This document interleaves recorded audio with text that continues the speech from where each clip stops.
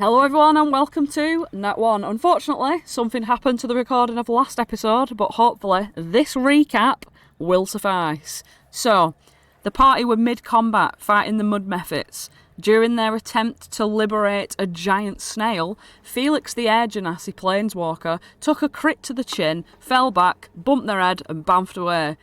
Oswald, the Gnomeling Sorcerer, got smacked down by the mephits and was the first to have to roll death saves. It was okay though, because Flopsy, the Harengon Bard, came through with a little healing word before non-lethally WWE slamming a mephit into the swamp stream. Aelar, the Moon Elf Bladesinger wizard, gracefully bladesings about the place this way and that, cutting bitches down alongside Holland, the Harengon Sorcerer, who, at one point, avoided a punch from a mephit by disappearing and appearing 30 feet away by complete accident. After beating them up and that, they took a little rest on a log where Holland whispered some quiet words to his goddess Lyra. After their rest, they set off walking and discovered a well surrounded by patches of swampy water. The well seemed to be gushing bubbly water at the mouth of it, and floating above, a glowing light. Holland uses shape water to part the swamp water as they approach the light, like Moses parting the Red Sea. They see the light is hovering above some trinkets that are floating in the well. So Flopsy speaks to it for a bit, using message, whilst Aelar nabs the goods. They find a salt shaker shaped like a wizard's tower, a 1-inch square painting of a sleeping elf, and a tasselled wine charm shaped like a sprite. During Flopsy's conversation with the light, which turns out to be a wisp, it tells Flopsy that it wants his life. Flopsy tries to catch it in his top hat and immediately responds by shocking him almost to death. With a few pew-pews of Aelar's magic missile, the wisp is promptly defeated and they carry on, Flopsy all crisped up with his fur all on end. They end up at Slanty Tower, where a hot air balloon has crashed. The basket is hanging from the top. Holland hops up there and spots a small silver cage in the basket with a fairy dragon inside. The dragon warns him of 2 giant constrictor snakes in the brambles at the base of the tower and to be quiet. Aelar levitates Holland down with the cage and they go to a safe space to speak to the fairy dragon. Aelar uses knock to unlock the cage, and the fairy dragon reveals himself to be Sir Talavar, a knight of the Sealy Court. He also shows Aelar his euphoria breath and sends her sprinting off in ecstasy. He says he was visiting Prismia on behalf of Titania, the summer queen of the Sealy Court, who wishes to liaise with Zybilna, the archfey of Prismia. Sir Talavar has since discovered the splintering of the realm into 3 domains, hither, thither and yon, which have each been taken by the 3 hags of the Hourglass Coven, Bavlorna Blightstraw, Scabatha Nightshade and Enderlin Moongrave. He says he was spotted by Bavlorna while snooping around Downfall where she resides, and was locked in a cage. His goblin companion managed to escape with him in a hot air balloon but unfortunately died in the crash. Sir Talavar asks the party if they've ever met Zybilna, as she is a fairy godmother of sorts to children. Aelar reveals that she was saved from an icy lake. Oswald remembers hearing that during his difficult birth, where he was landscape rather than portrait, she got her hands dirty and helped him to exit the labyrinth. Holland recalls her helping too, but Flopsy doesn't because he gave a very important memory to Agden Lonscarf's gourd when Jebic the Harengon lot were mugging them. Holland tries to remind him, but Flopsy isn't entirely convinced. Sir Talavar gives a +1 dagger for their help and flies off to inform Titania what's going on. Everyone muses on fate for a while, Flopsy looking up to the skies and wondering out loud if Felix will show up suddenly. So here you are, staring up into the candy floss clouds which remind you so much of Felix's poofy hair, when you notice that all of a sudden every one of you, except Holland, has turned invisible. Holland, you are rooted to the spot in fear as a confusion comes over you, rendering your memories of your friends being there all just completely shot.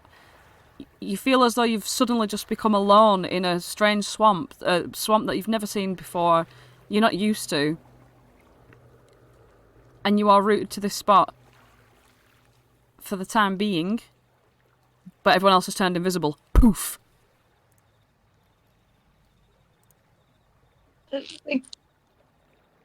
Hello? Hello. Upon hearing that voice, you get so freaked out because you have no idea where it could possibly be coming from. It's close to you. It's to your left. Near.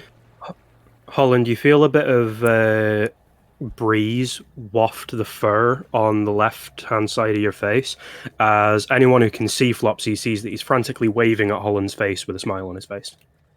No one can see Flopsy, Oswald, or Aelar, or Marielle. It's only Holland who's visible. Holland, when you hear this voice again and you feel the waft of air towards you, you feel immediately compelled to sprint off in the opposite direction away to the east, away from this horrible ghostly sound. As from now, you can't do anything but shout when you speak. You start you start running, pelting it through the forest. Is anyone taking chase? Holland, wait! Flopsy's going to start running and turn to everyone to say, "Everyone, we need to..." Everyone? And he's going to look around, and is there any sign of any movement There's around no him? sign of movement whatsoever, but you will hear things.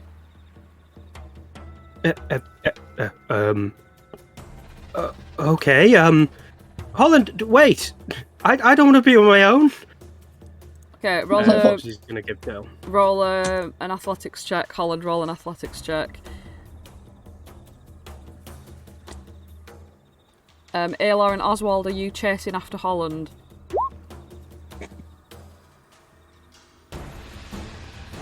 Oswald won't do.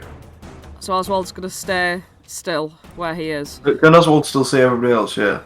No, you can't. You can only see Holland sprinting away from you, and when you look down at your own body, you're invisible too. Right. Yeah. I'll chase after Holland. All right. Okay. So yeah, roll an athletics, and Aelar, what are you doing?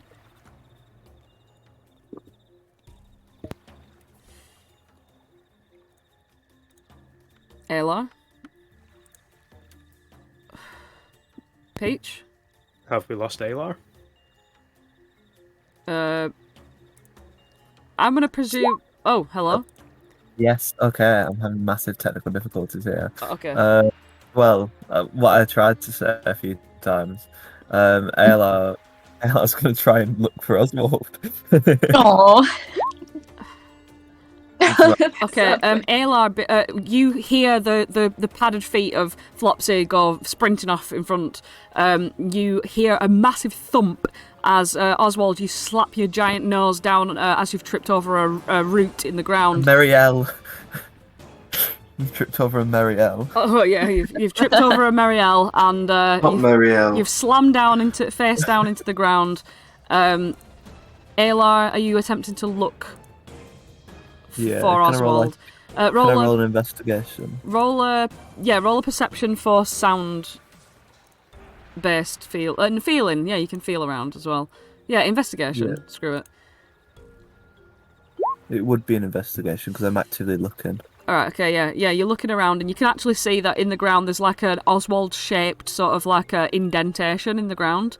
And you can see that the grass and bit of like swampy sort of moss is like moving where he's moving. Yeah.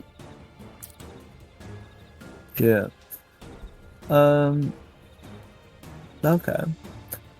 Well, I tap Oswald and I say, is this Oswald?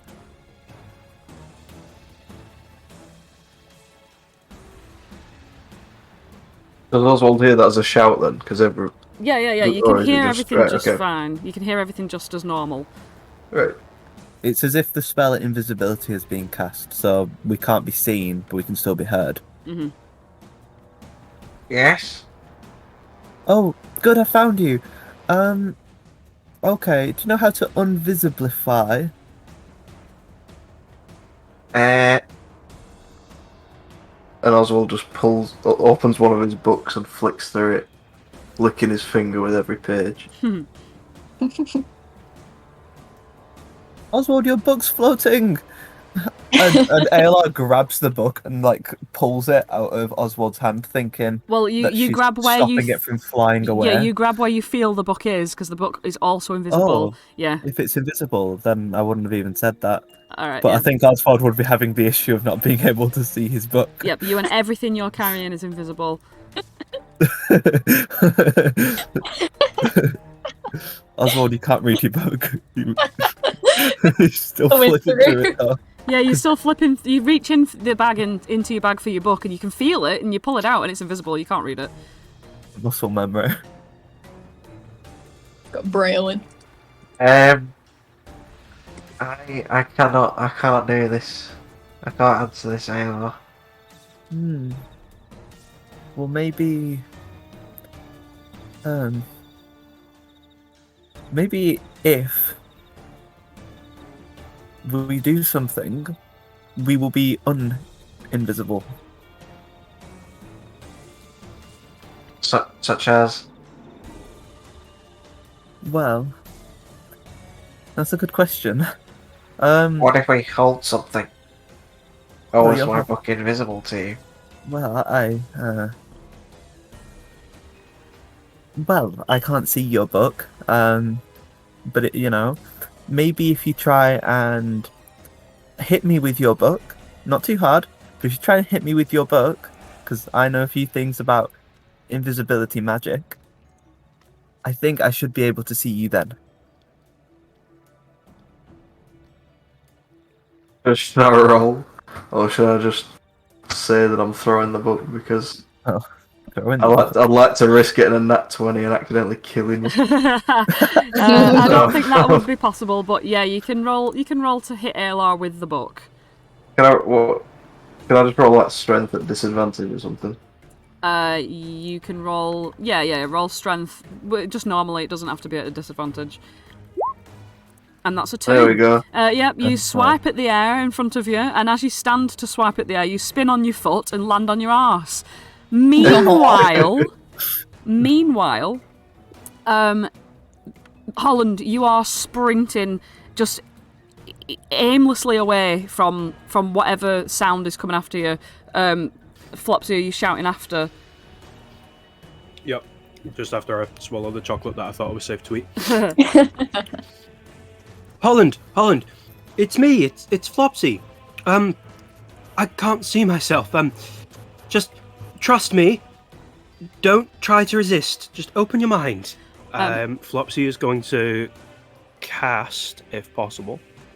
Are you going to say something, or should I carry on? Carry on. Phantasmal Force on Holland. Okay, so what's the scenario? It is a intelligence. Wait. When I read it. Yeah, it's an investigation check. But no, that's if they choose to examine it. So yeah, they make an intelligence save and there's DC's 13. Intelligence save, that's it, yeah. Yep. Sorry, it's too wordy, that spell. It's fine. I can see. And what illusion are you creating whilst we roll? I was going to see if it worked first, but the illusion will happen anyway. Oh, and you'll see it. So while Holland is running, Holland's going to start hearing a little tiny bit of the carousel music, but as if you're not next to the carousel, as if you're like across the walkway from the carousel, as if you were next to Flopsy's stand, and he's going to create the illusion of his body where he's standing, so you can see Flopsy. A few lights are shining as if they're carnival lights, and you can hear the distant music of the carousel spinning. Make a wisdom saving throw, Holland. I will indeed. Oh, it's not a strong start. This carousel music starts to morph into your mind into a much more sinister tune. And as you hear this creature shouting after you, you can only presume that it's a manifestation of your very own nightmares. As you feel this thing chasing after you, you feel this warmth sort of chasing up your back, as though fire is chasing after you, invisible fire. You sprint further on. You are belting it through these trees, and through the trees you see these shadows of Harengon around about your size just through the trees as you look inside to side, but you keep pelting on forwards fast away from this thing that's chasing you. In your Oswald, don't worry, I've put you on the map. You don't have to put yourself on. Yeah, I've sorted you guys out. And you are coming running full force. Directly in front of you, you can see this little goblin woman who's happily sort of on this path, sort of picking the flowers at the side of the bankings. And you can just hear her sort of humming to herself. She looks over at you and her eyes just grow wide with fear. And she just screams like, "Ah!" And she just starts running away from you. But you end up chasing her as you run up this path. She belts it all the way up this hill. There we go. She's belting it all the way up this hill, and you see her rounding corners as fast as she can, scrambling on her hands and knees. And as she's running, you see these little keys falling off of her. And every time a key falls, she's like, "Oh, no!" And she like turns around to try and like scoop them up off the ground, picking up handfuls of dust and gravel as she does, but stopping for a moment to allow you to catch up to her for a moment before scrambling back up on her feet again, like scraping her knees as she runs. Flopsy, roll athletics check. This is all uphill for you.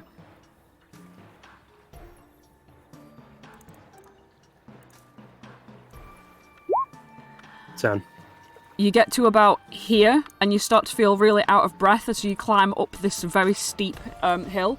But Holland, you keep pressing on, and you see that she is rounding up to the top of this hill, almost falling in this crack here that appears behind these huge rocks. She like sort of runs, bounces her feet off this rock and scrambles up the side. And as she passes and hits these stairs, Holland, you are chasing her still.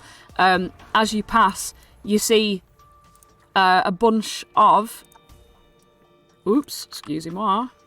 I didn't mean to do that. You see a bunch of... Harengon crawling out of this chasm, impossibly so. You keep running, and you sort of like end up running alongside them as though you were a pack together. Flopsy, you're taking it slower now. You're going half the speed, so you get to about here and you spot what's going on. Meanwhile, Oswald and Aelar.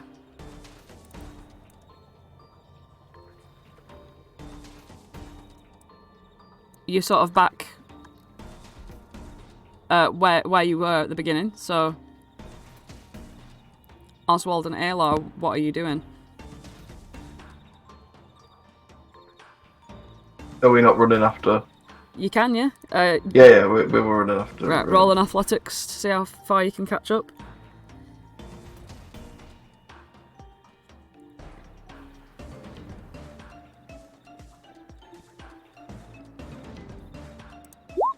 Oh my god, what the hell? You try and pick your little skirts up, your little robe skirts up, and you fall again. Aelar, you hear Oswald slam down again. Bad day. Bad day. At least you're getting your nat ones out now. Oh, Oswald, you must be getting all covered in mud. Wait a minute. And Aelar had a thought at that, because I had a thought at that very same... okay, so if I can Right, here's the thought. If I can instantaneously soil an object, could I soil Oswald and make him just so dirty that I can see the dirt on him? You can. Using prestidigitation. Oh, yes, brilliant. because it's a magical effect. It's not something that is on his person. Yeah. So I create this magical effect over Oswald, which I probably will not be able to use in combat. And also because of the nature of invisibility, I would presume casting a spell would make me now visible. No, because it's not your invisibility that's done it. Oh, that's right. That's a good point. Yeah. Clever. But yeah, Oswald is dirty. Alright, Oswald, you get covered in, well, what? Covered in honey. And, yeah, honey. Honey? No!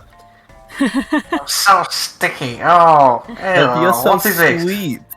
Why? It's honey. I'm I gonna can have see some you. of pigeons. Oh, it's not real honey. Get it Well, off. I will do, but it's better. Get It's a it better. off.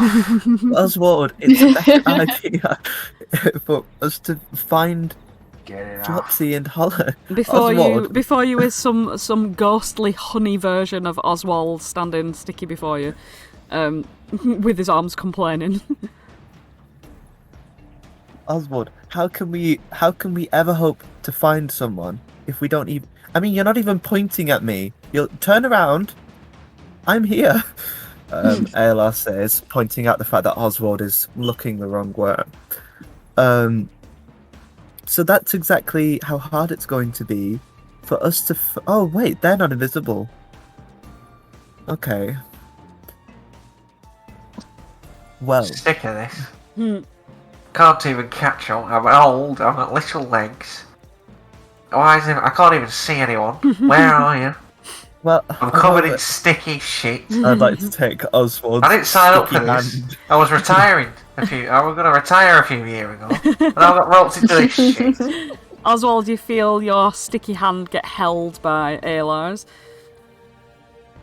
Oswald, can you feel my hand in your sticky hand? Oswald wipes the honey on him. Wait, yeah. Oh, you're wiping it on me. On Aelar. On Aelar, yes. Right. Yeah, okay. So where you wipe the honey on her hand, you see that it's sort of coated Aelar's hand, and you can see her hand floating around. Yeah. Aelar says, "Oh, it's sticky," and then uses prestidigitation to clean it off. For fuck's sake. Right. And then shortly afterwards is like, "Oh, wait," and then covers myself in honey with prestidigitation. Alright, okay. So you are both now honey versions, like honey ghosts of each other, of yourselves. And I suppose Marielle too, perhaps? Marielle... Marielle's a side character in this. Marielle's not involved right now. Marielle can just follow you.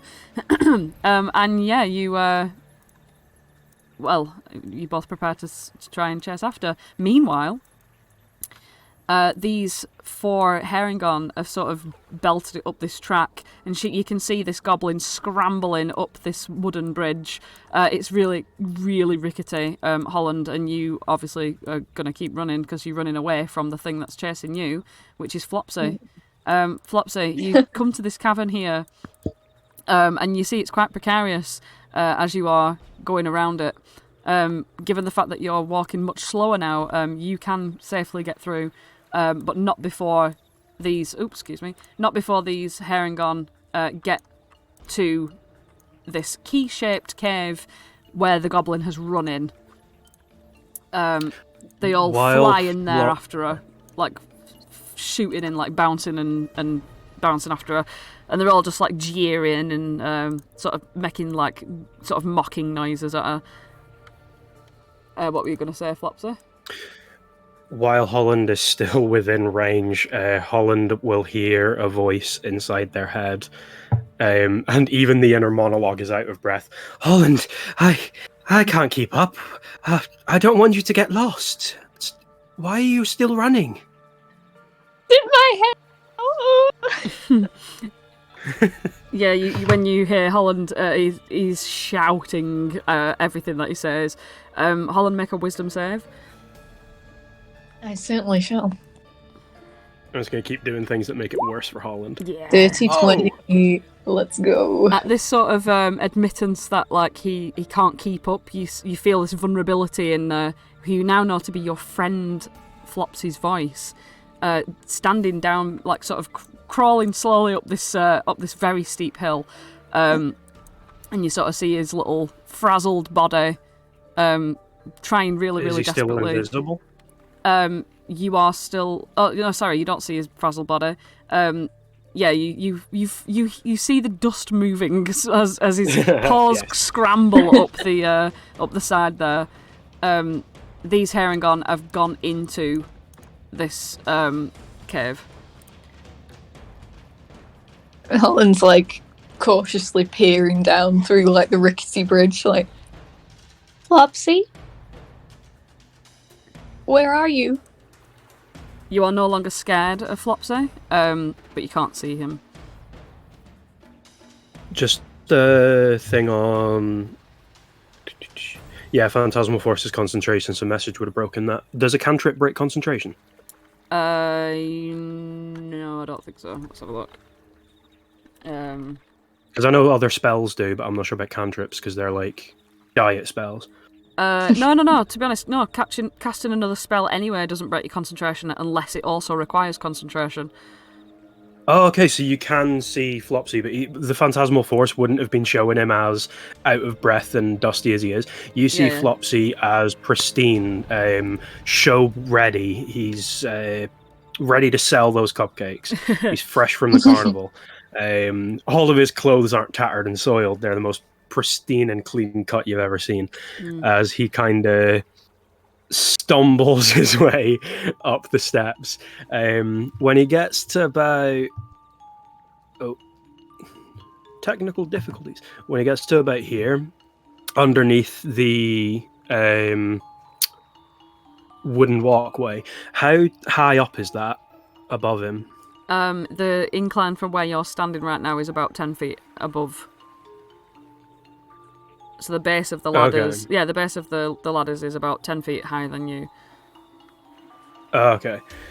Through the wooden slats, you see Flopsy's little sniffly nose sniffly up to you and smile. They're like, Holland, can you see me? Yeah, I can. Well... That's as shouty as I can get, sorry. It's okay. We'll presume that you're shouting from here on out. You don't need to shout. It kind of hurts. That's why I don't really want to come closer. I can't help it. I don't know what's happening, but it appears that I'm invisible. Don't worry. In about 30 seconds or so, I'm going to disappear because I don't really have that much energy to carry on doing this. I'm quite tired. But I'll still be here. We're going to find out why everybody's disappeared and why you can't stop yelling, okay? Okay. As soon as you say... as soon as you say we found out why everyone's disappeared, as soon as you say disappeared, it's like disappear off, and then your Phantasmal Force disappears from you. And then Holland, you say? Holland, like, just skids down the side of the thing, to be honest. And just sort of holds his hand out in like the general direction of where Flopsy just was, and like, hold my hand. Flopsy grabs his hand and goes, I've got your hand. Good. At least I know where you are now. I thought you'd left me. Oh no, I could never do that. One slight snag. I think we have left Aelar and Oswald somewhere, but it appears you're the only one that didn't disappear on us. So, naturally, you're the one that I ran after. It might be quite difficult to find them, but we may need to backtrack. Okay, let's go back to where we were. Okay, as you're sort of leaving the area, you can hear the sort of Harengon speaking inside there, like, just taunting. And as we go back, Holland's going to tell Flopsy to just sort of tilt his head towards where Holland offers his hand out, and Holland's going to attempt to sprout a little blue flower into what would be like the brim of Flopsy's hat, so he can at least get a gauge of where Flopsy stood. Nice. So yeah, you put the little flower on. We feel around for Flopsy's hat and pop it on there and sort of put it in the ribbon, and you see this floating flower. Meanwhile, Oswald and Aelar, are you attempting to sprint after, or are you just attempting to try and catch up at a normal pace? I think I'm just going to get a nat 1 again. So I'm going to carry on at a normal pace. Alright. Okay, after a bit of walking during their interaction up there, you get to the base of this really, really tall hill. And you see it's incredibly steep. That you would never dare skateboard down it, for example. It's that kind of steep.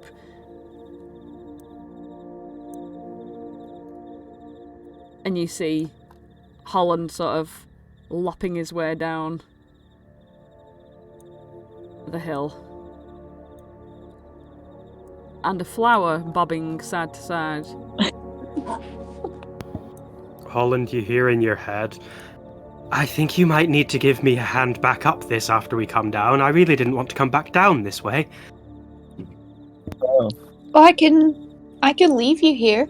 We know where you are now, with that flower. Oh, no. Until we can see each other again, I'm not letting go of your hand.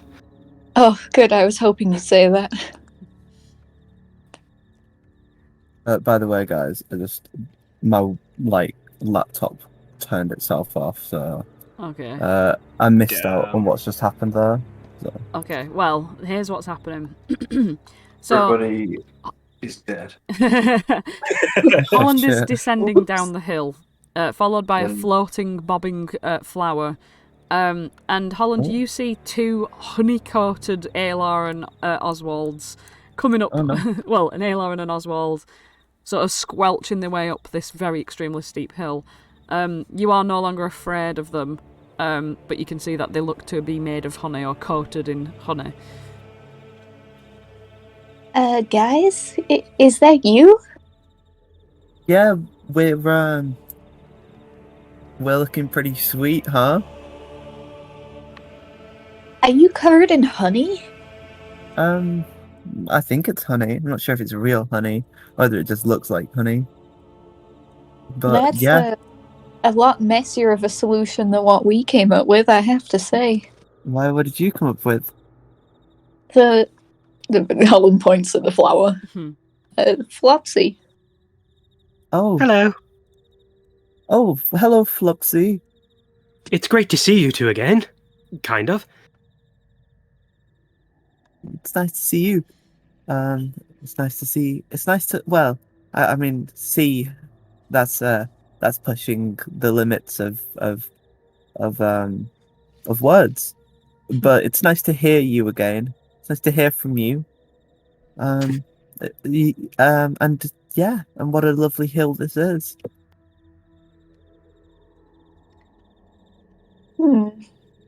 Well, I suppose we need to get you guys uninvisible.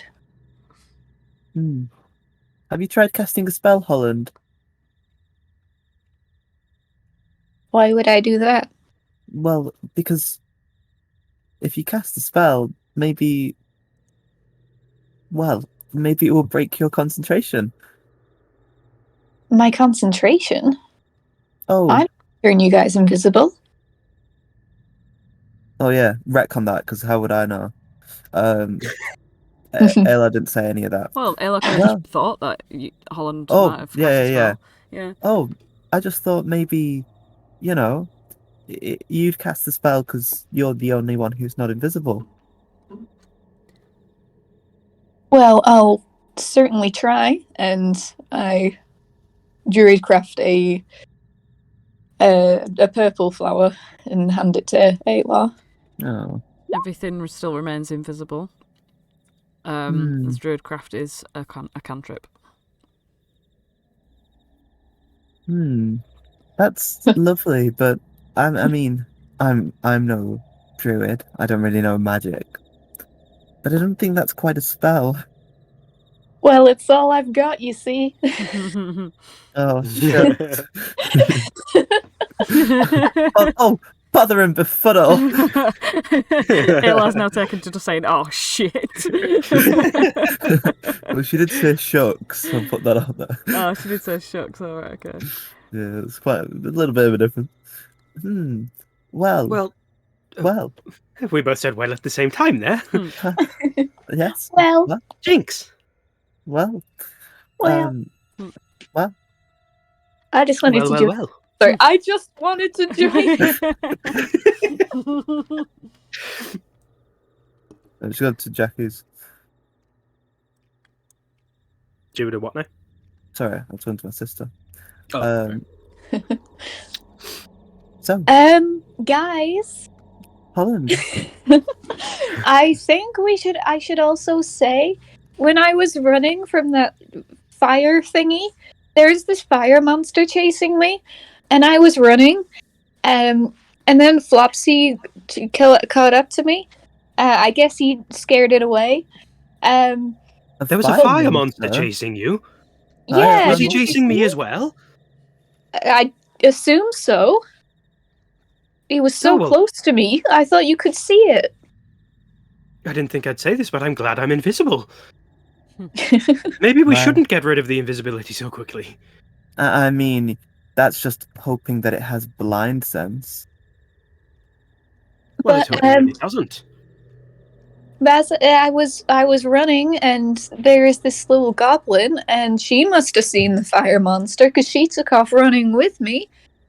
And then we was running up the hill, and then all these other Harengon, not the ones from before, but I think they were just as mean, started laughing at us, at me and the goblin, and then they chased her into that cave up there. Oh, that's not very nice. So now that we're all back together, I think we should go help her. Well, I'm going to be honest, I don't think I really have the energy to deal with more of those type of Harengon, but I suppose if we're invisible... Right, we can scare them. Ooh, maybe we could pretend to be little ghosts. Or big ghosts. That'd probably be a bit scarier. Oh, I could pretend to be... Me and Oswald can pretend to be some sort of slimy sewer creatures. How about now? Well, what are you thinking, Oswald? Oswald shamefully looks down because he didn't think of anything. Oh. It sounds okay. It sounds okay.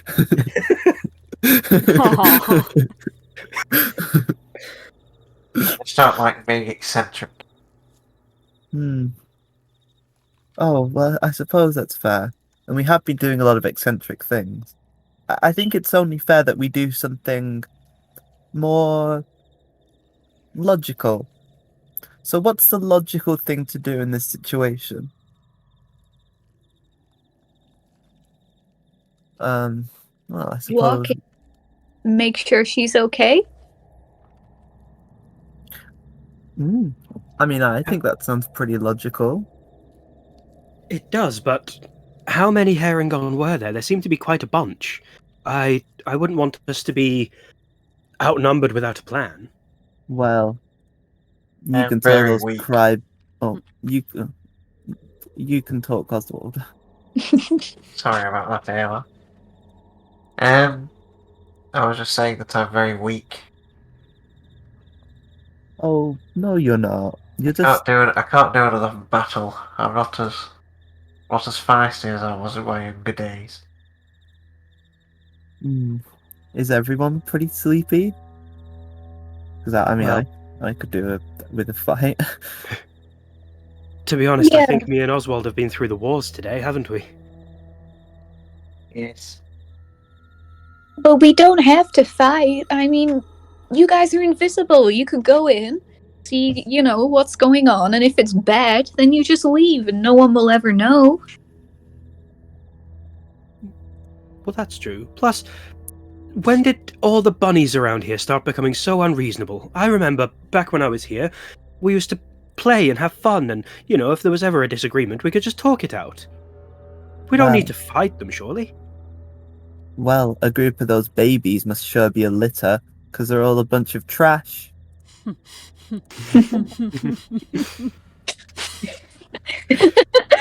what I was trying to say earlier. Say. I just... they all listen to Egden, and it's so... Ugh. Well, come on, let's just have a look. Okay, yes, I mean, there's no harm in your hand listening. up if you want to have a look. Aelar puts her hand up. The blue flower that was in Flopsy's hat raises slightly as he brings the flower higher.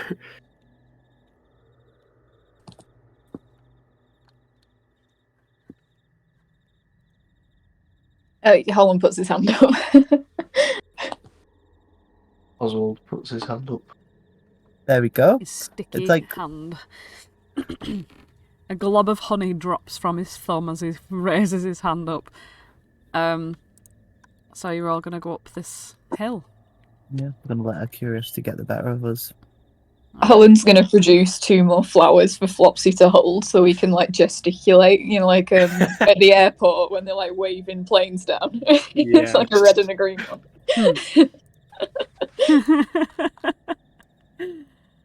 Alright. So you make your way up the hill. Make him away. And you Sorry. get to and you get to around here where the crevice is. And you see the crevice. And you walk past. You get to the rickety bridge. And who's gonna go on the rickety bridge first? I'm going to go at the back anyway, because I'm the visible one. Mm-hmm. So I'll hang back. Yeah, I think Aelar, in typical sort of Bladesinger style, is just gonna, pirouette across this bridge, Alright. just do the full, the full show. Alright, everyone who's going on the bridge, roll a little deck save.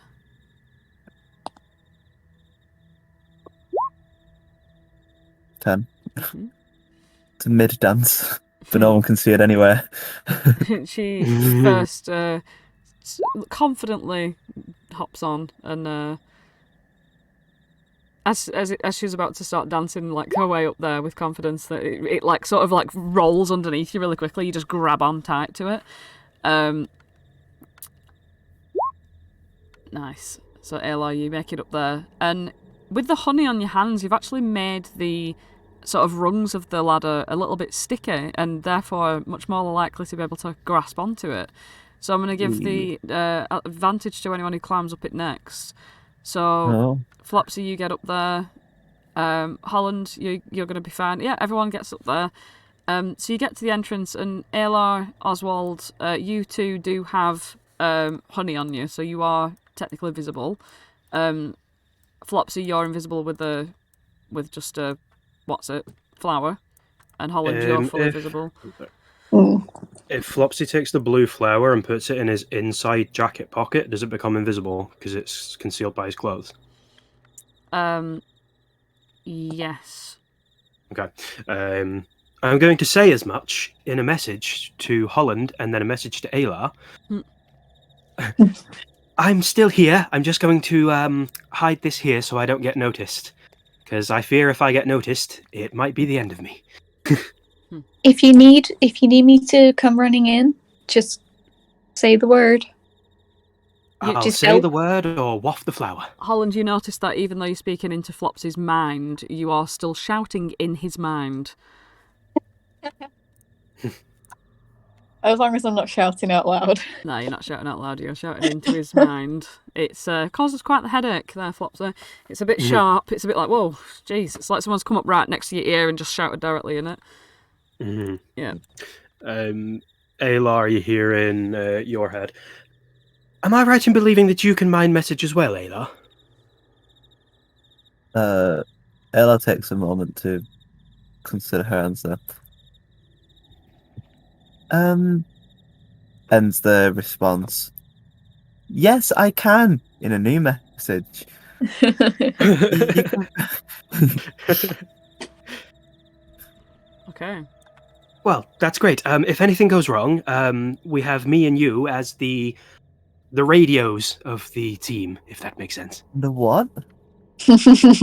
Oh, it's this new system that Winston devised for all of the stands in the feasting orchard. It's a little thing that we talk into, and we can hear it through all of the... It doesn't matter. We can talk to each other and everyone in the team if anything goes wrong. Oh, okay. So we can talk to everyone using... Oh, so we're like the magic message ones. Right. Oswald, do you want me to unstickify you? I would appreciate it. I unstickify Oswald, and because obviously it's recently gone out of fashion, I unstickify myself. Okay, but you have to hold my hand, Oswald. Well, you don't have to, but it would stop you from getting lost. Carry on. Just fine. There we go. And Oswald reluctantly opens his invisible hand. Come on, put your hand out. I know you want to. Oswald reaches to grab her hand. Oh, I just assumed you wouldn't have. My hand's up here. That's my knee. We find our way. We're not holding hands like the bros that we are. Eventually. Find each other. And then do we just start walking, or? Well, you peer in to the cave.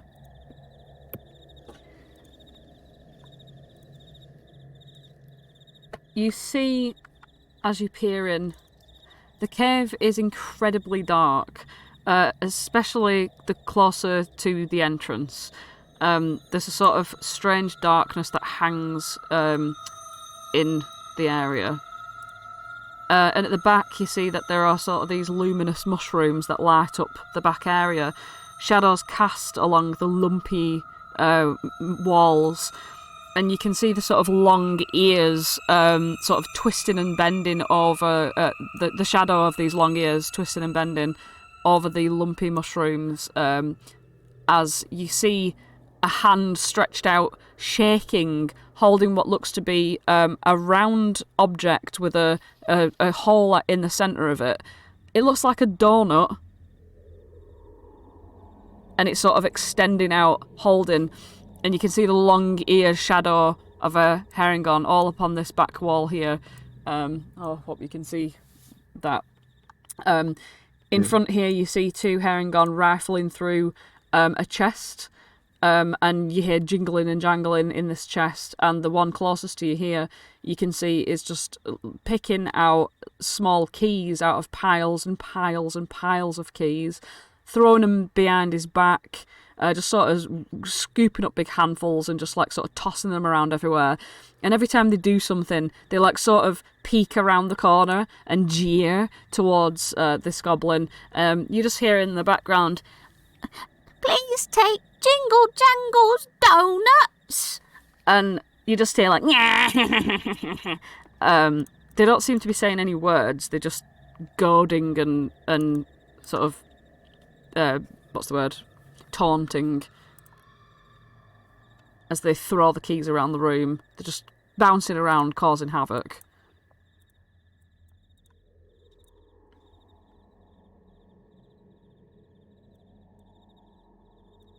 And that's what you see.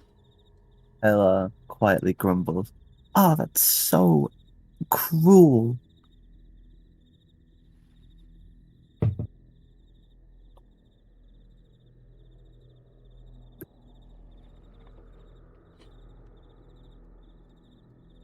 Mind message to Aelar.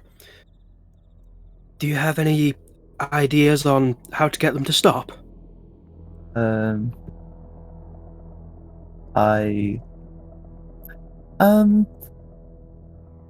Do you? I mean, we could always,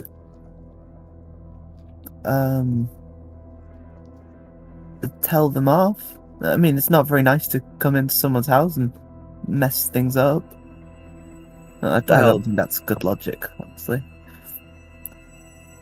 I was still caught up with the idea of pretending to be a ghost. I could maybe prestidigitate some haunting, shackly noises somewhere, and if one of us can put on a big boomy voice, we can maybe pretend to be the ghost of the cave. Flopsy's voice wavers. Haunting, shackly noises, you say?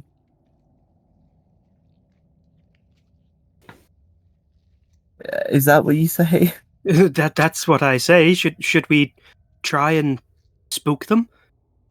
They look really confident. I'm not sure if they'll be spooked as easily, but well, we can't just let them carry on.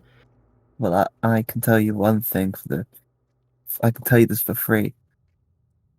If we're going to make some spooky jingly jangly noises, we don't need magic. Aelar spying some keys starts jingling and jangling the keys in front of this orange guy. Okay. So you just pick them up and start jingling and jangling them? Mm-hmm. Okay. You see it sort of turn its head towards the keys, and it sort of like has a bunch of keys in its hands already, and he allows them to sort of fall through his fingers like sand, and he's curious, like sort of tilts his head to the side, one of his little lop ears flops down, and he makes a step towards this moving key. A message, Flopsy. Okay, Flopsy, I'm doing the keys, and can you do something? Should I try and scare him? Flopsy's gonna enter the room. Oh, get to about here. Mm-hmm. Prestidigitation has a thing of 30 feet, so around here, it'll be where it emanates from. I can create a harmless sensory effect, such as a noise. I'm going to have a minor, like, thunderclap kind of sound from that part of the cave to try and get the attention of other Harengon.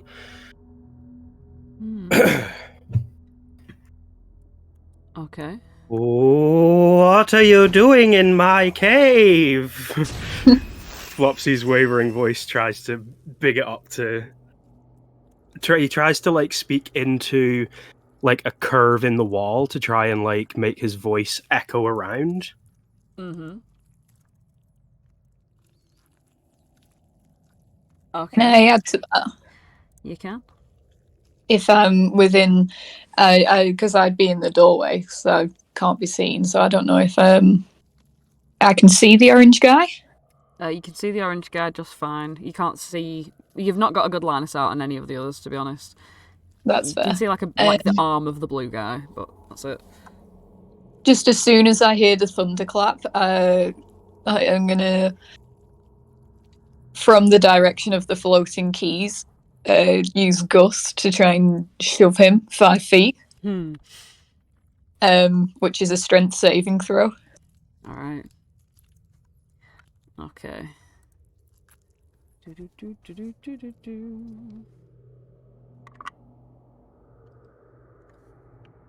And even if he succeeds, these keys are controlling the air, so... What's the DC? Gosh, I didn't check. 14. 14. Okay, so the gust sort of... Are you aiming to sort of push him against the wall? Yeah, not hard. Just sort of like he's tried to take a step forward and it's countered him. Right, kind okay, of thing. yeah. So he lifts his, like, bunny foot up and he feels this sort of pressure, and it sort of pushes his foot away. And he's not freaked out by it. He's actually quite curious, and if anything, it's quite unsettling to see that he's interested in what's happening here. Over here, everyone's heads have snapped towards the noise, all in like perfect unison as well. Like they're all operating extremely in extreme synchrony. They all sort of stop, and these two drop the keys that are in their hand.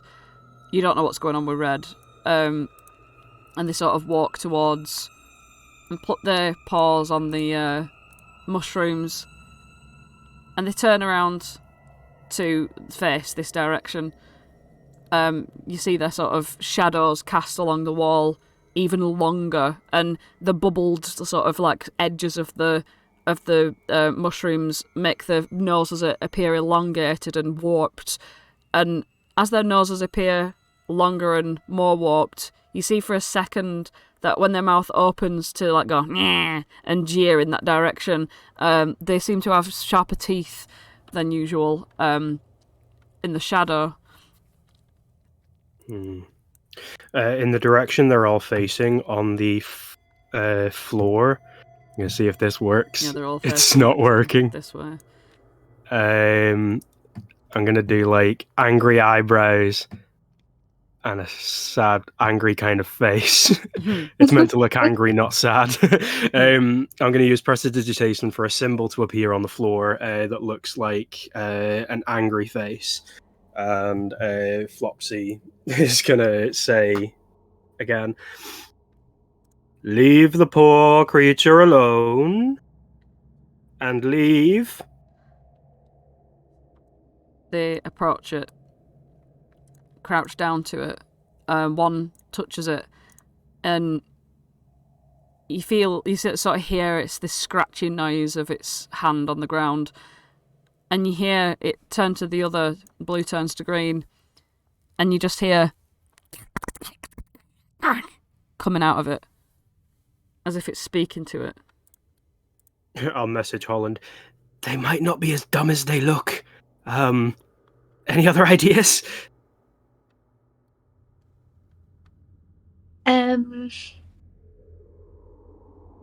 What about just picking up the goblin? Oh, I love that I asked the uncreative one for an idea. That's such a strange idea.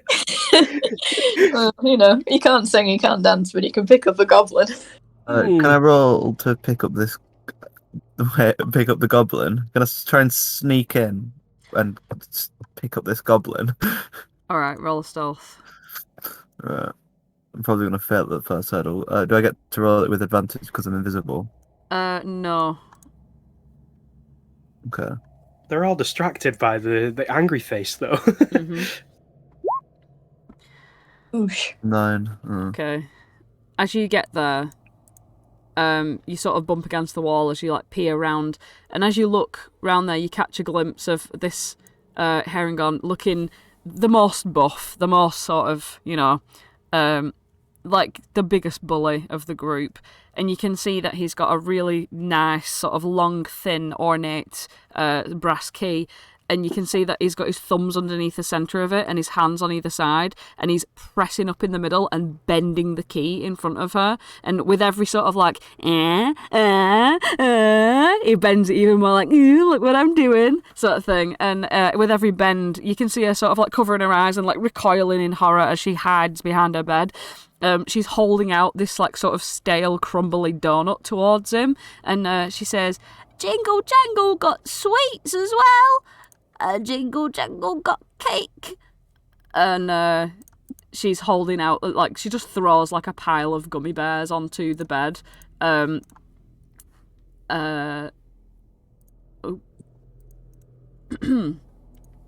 Yeah. Oh, excuse me. I don't know what I'm doing. You standing there for a little second, just literally a quick moment just to see this. And as you do, you feel a hand on your shoulder, and you immediately blip into... oops, that's the wrong button. You immediately blip into vision. You come back fully visible.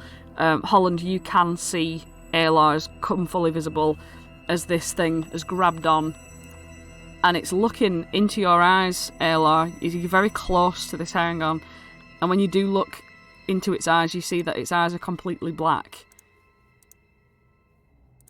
Make a wisdom save. Okay. I'm good at wisdom saves. Damn. Not 2. It's a 3. Okay. What's your biggest fear? My biggest fear? What's Aelar's biggest fear? A physical thing. It can't be a conceptual thing. It has to be... What thing? Like, thing. spooky? Like the biggest, scariest thing that could possibly manifest before her. Quaggoths. Quaggoth. A quaggoth. Yeah, there you go. Quaggoth. A quaggoth. Yep. Okay. So, thanks for that one. It's going to be fun for me to decide to figure out what that is. A quaggoth. So, alright, okay. You feel this chill immediately. As soon as the Harengon touches you, you feel this chill just come over your entire body, just shivering all the way through your bones. And the Harengon's snout begins to recede into its face, and its fur begins to turn a cool, icy grey, and its back sort of pumps upwards, its spine sort of like jutting out of its back sort of leather armour. You see it's rising on 2 back legs, like a lycanthropic sort of change in its form. And you see before you a quaggoth. In its place.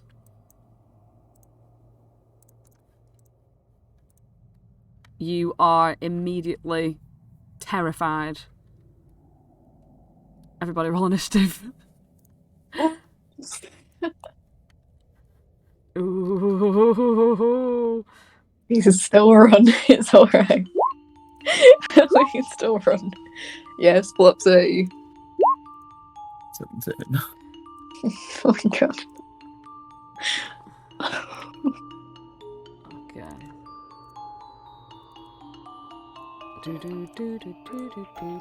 So, alright, what have we got here? Ooh, nice. Nice one, Flopsy. We've got... Where are you, Aelar? Will you put your name as Aelar so I know what I'm reading for? Sorry. It's alright, I'm just glancing around trying to find the name Aelar. And Holland, you got what? 24. 24. Nice. So we have...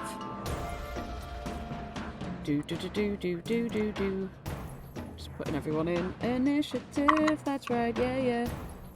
Oh, nice. That's awful.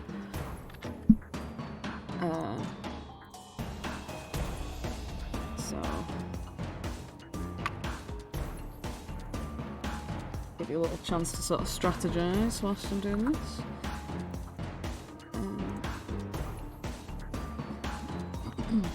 Has it changed form for everyone, or is it just Aelar? It's changed form for everyone. Oh, okay. Mm-hmm. Do I have the frightened condition then? Yes, you are frightened. Okay. Flopsy, you are up first. You have seen this happen before your very eyes. Aelar is visible, and now this thing is actually quite bigger than the Harengon. This is going to be very stupid, but if I don't provoke opportunity attacks, could I carry somebody and they wouldn't have an opportunity attack against them as well? If I'm the one doing the movement? Say that again. So, I'll go through it and you tell me if I can't. Flopsy is going to pitter-patter up to Aelar, attempt to pick Aelar up in his big bonny arms, and then rabbit hop 10 feet away, because rabbit hop doesn't invite opportunity attacks, and since I'm holding Aelar, does that extend to Aelar as well? I would say that does extend to Aelar because it's your movement that this is happening in. So your bunny hop is a thing of speed. It's not a thing of like you covering Aelar or anything. You just speed away faster. Yeah, so of course. So I will go up and grab the petrified Aelar, hopefully not scaring them anymore. I'll kind of tussle her hair a little bit nicely to try and reassure Aelar as I bunny hop 10 feet away from what I assume I still perceive as a Harengon. So I'll jump Aelar 10 feet away. Alright, okay. So she's going there. I was going to say I can't move Aelar, so Aelar will move with me. So that's a bonus action to do the rabbit hop. Can I use the rest of my movement to walk with Aelar towards the mouth of the cave? Yeah.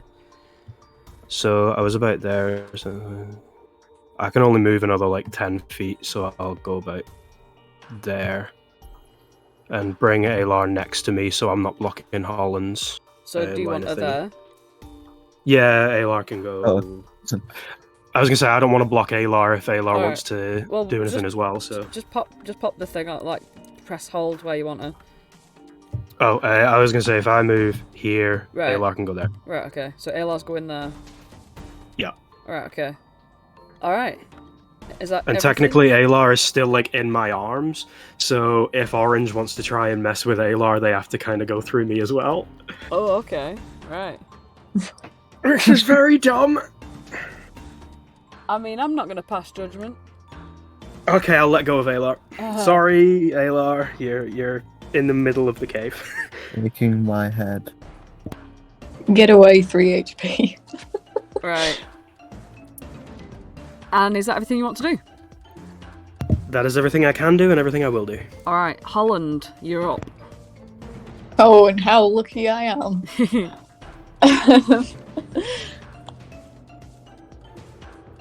Ay, caramba. Okay. Alright. There's one okay. There's one closer to us, but there's a bigger, scarier thing to the right of us. Right. I'm going to saunter my way in front of these two. Get my mace out, shield in the other hand, and just basically hold down the fort. I'm going to hold my action until something comes close. Alright. And I'm holding a mace swing. Alright, so you're holding a mace swing, right. And I've got my shield braced, so disadvantage on anything that attacks Aelar and Flopsy. Brilliant. Okay. So... this Harengon here, it's sort of like its arms hanging limply in front of it as it like turns around. It like brings its arms up into like a scary pose as it does, and as it looks towards you, Holland, who's just entered, it follows you as with its gaze, and it morphs into this aspect of darkness. Damn. He crawls up the dark, sort of slithery walls that you see that are like coated in like some sort of oil. He crawls up, crawls along the roof, and sort of you look up towards him, and he's like above you, looking down, and you see that he has these like swirling eyes of white and dark. You need to make a wisdom save. Ay, caramba. I'm not a wise bunny. Well, I am. I got a 22. Nice. You see that as its eyes are swirling, you see these licks of fire attempt to spark in its eyes, but as you stare into the whiteness, you focus on that whiteness, the light inside, and the fire is extinguished in its eyes. You are not frightened of this thing. You can see right through it, literally. Oi. That's that. Oh, it's because I replaced its token, so that's what confused me. Okay, Aelar, it's you. That's currently on a ceiling that's about 20 feet above your head, Holland. Okay. Yeah, I'll just pop it there for now, though. Just cowering behind my shield. 20 feet. Okay, well, just for the crack of it, I'm going to activate the Blade Song and use my bonus action to do that. And I'm going to look up, as you know, upwards. Mm-hmm. And I am going to cast Magic Missile. Mm-hmm. There we go, and it deals... Okay, so the first one deals 2 damage. Mm-hmm. Second one 2, and the third one 3. So that's a total of 7 damage. Nice. Force damage. As you sort of like you're facing like the ground for a second, and you can't look in the direction of this thing. And as you sort of turn your head to the side, you figure out that there's a space that you can actually raise your head up entirely, and you stare into its eyes as it's sort of like getting a bit closer to you. And you just pow pow pow pop off your magic missiles, and they just shoot through it, and the sort of body displaces like sort of ink in water as the magic missiles pass through into the body, but then pop like fireworks inside and just completely dissipate it. Nice. You got it. Okay, that's my turn. Alright. Okay.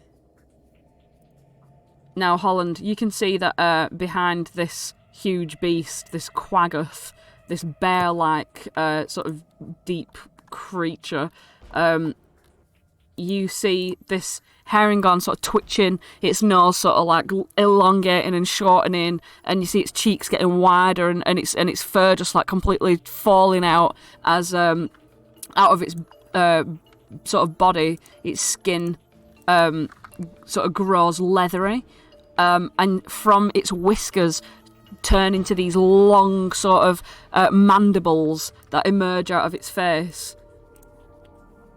It gets smaller in size.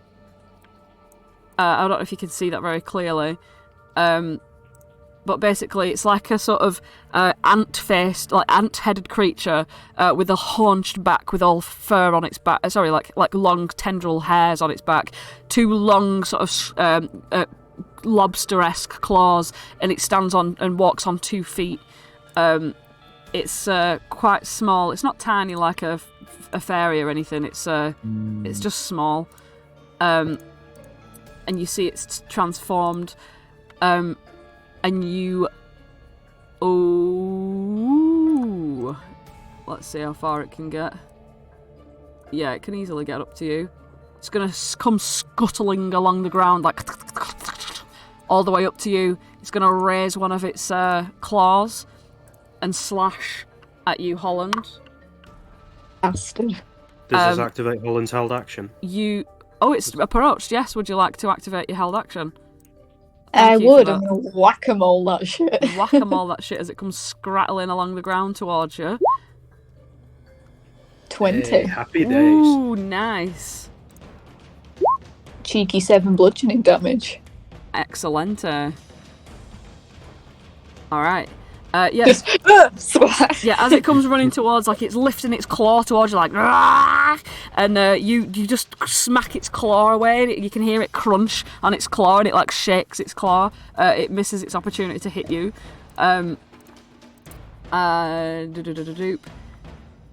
You hear in the background, "Help, jingle jangle! Help, jingle jangle! Please, I've got gummy bears." And you just hear that coming from Oswald, you are still invisible at the entrance of this cave, and you can see these Harengons probably ain't Harengons. They're turning into creepy weird shit.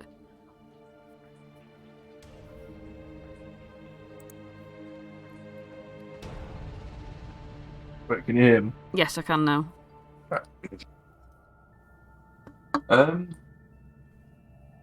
think I might just go for the attack. Mm. What are you aiming to attack? Green. So this guy? The big green guy. The big green guy.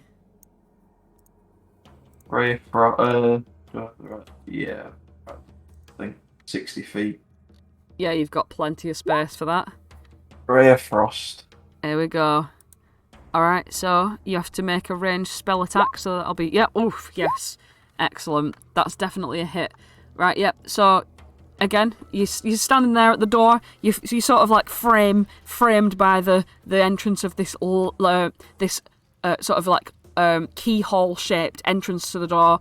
And you're a little body in the centre of it all, and just your shadowed form emits this crackling ray of frost, and it just goes past Flopsy and Holland like. Aelar, you feel the cold of it too, and you see it just whacks against this thing. It takes the full force of it in its chest, like, and yeah, you see that it's not that hurt from that. Oops. Then its speed is reduced by 10 feet as well. That's grand. Yeah, don't worry, I've got that. Yes. Yeah. Oops. I just keep fucking moving this shit. Right. Okay. So. Is that everything you could do? Have you got a bonus action or any movement? I'll leave it at that for now. I don't really want to move closer. I'm scared. Right, okay. Alright, so it can now travel 15 feet. It's its turn. Oof. It can get around about here.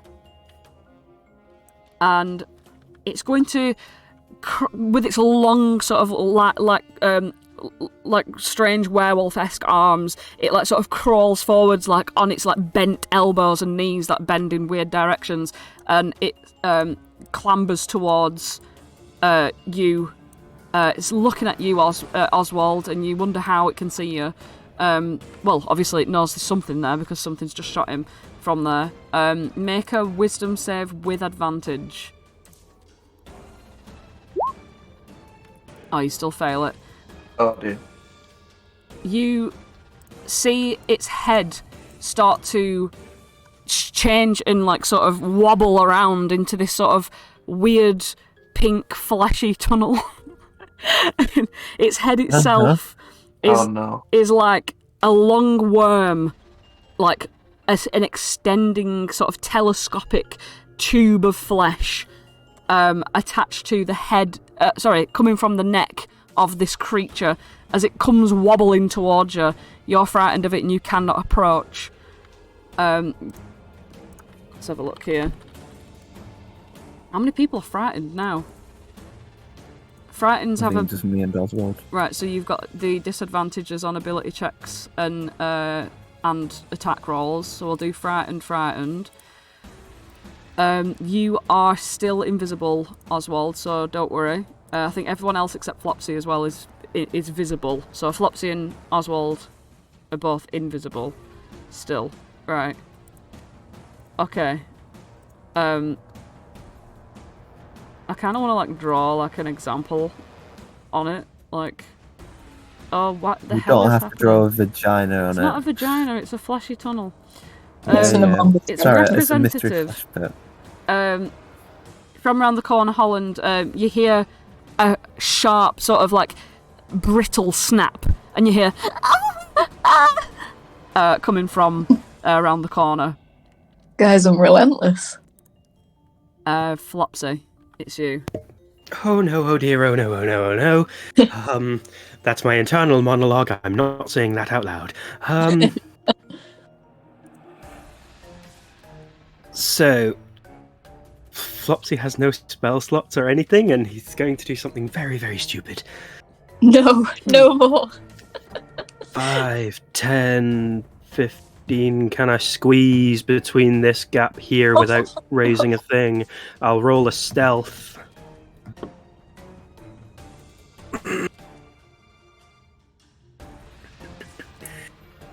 Come on, good rolls. Oh! Alright, so you've got a 16 for stealth, and what are you doing with that? I'm walking around everyone in the room, hopefully not allowing them to figure out where I am. Right, okay. And the extent of my movement can get me there. Unless I dash, but I don't think dash and stealth would work together very well. There's no rules against Mechanically, does it? Yeah, oh, there okay. are no rules against it at all. And yeah, Right. you do not provoke attack of opportunity when in successful stealth, so I will have to roll perception checks for each creature. He is invisible as well. That's what I was meaning, yeah. That's what I thought. I thought they wouldn't use a Obviously reaction at to attack, disadvantage. because they don't know I am there. At disadvantage, they're both at disadvantage for seeing you. Yep, they both can't detect where you are, so you are fine. Oh, I'm just gonna carry on. No, I'm not gonna carry on going, because I'm gonna use my action to send a message to Jingle Jangle in my most soothing tone possible. Don't be alarmed, Jingle Jangle. There are friends in the cave. We're going to get you out safely, okay? In your head, you hear, Jingle Jangle's keys are all broken! Oh. Can I reply further in message, or I'll is give it, you like, one end of reply and one turn? response. I'm sure we can find a way to fix the keys, and we'll stop them breaking anymore. You just hear "Ah!"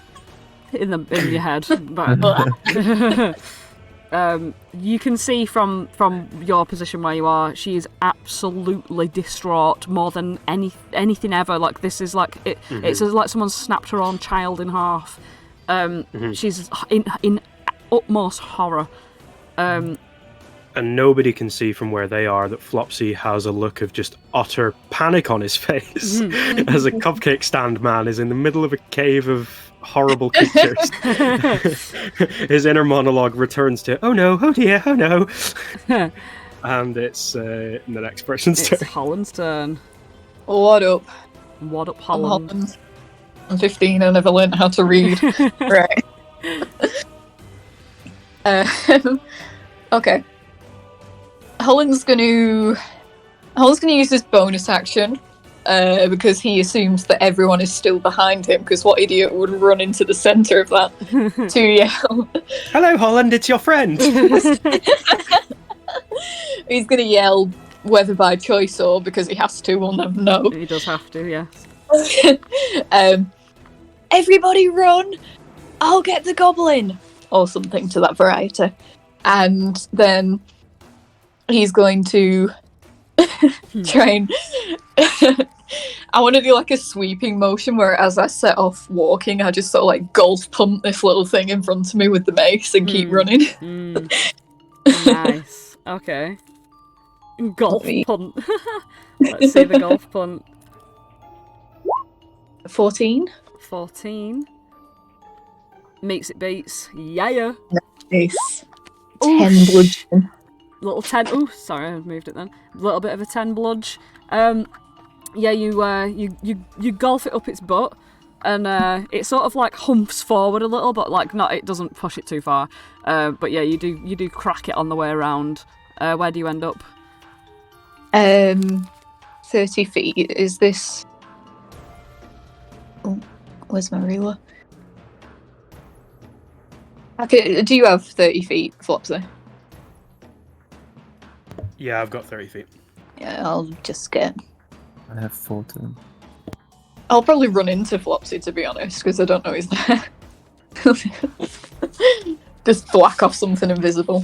And as you pass the mean lock, it's going to try and swipe at you. Valid. Ooh, that is 20 to hit. Oh, if only I still have my shield of faith. Oh, if only you did. As its claws, as you sort of run around it, you feel its claws scratch at your back and sort of like claw at your like shirt that pokes out under your leather armor, and it's almost like it snags at your shirt and pulls you backwards. And as soon as its tip of its nail touches your skin between your furs, boof, you disappear. And you are no longer in the cave. you are outside the cave, and you are at the base of the bridge. Huh? No, everyone's invisible again.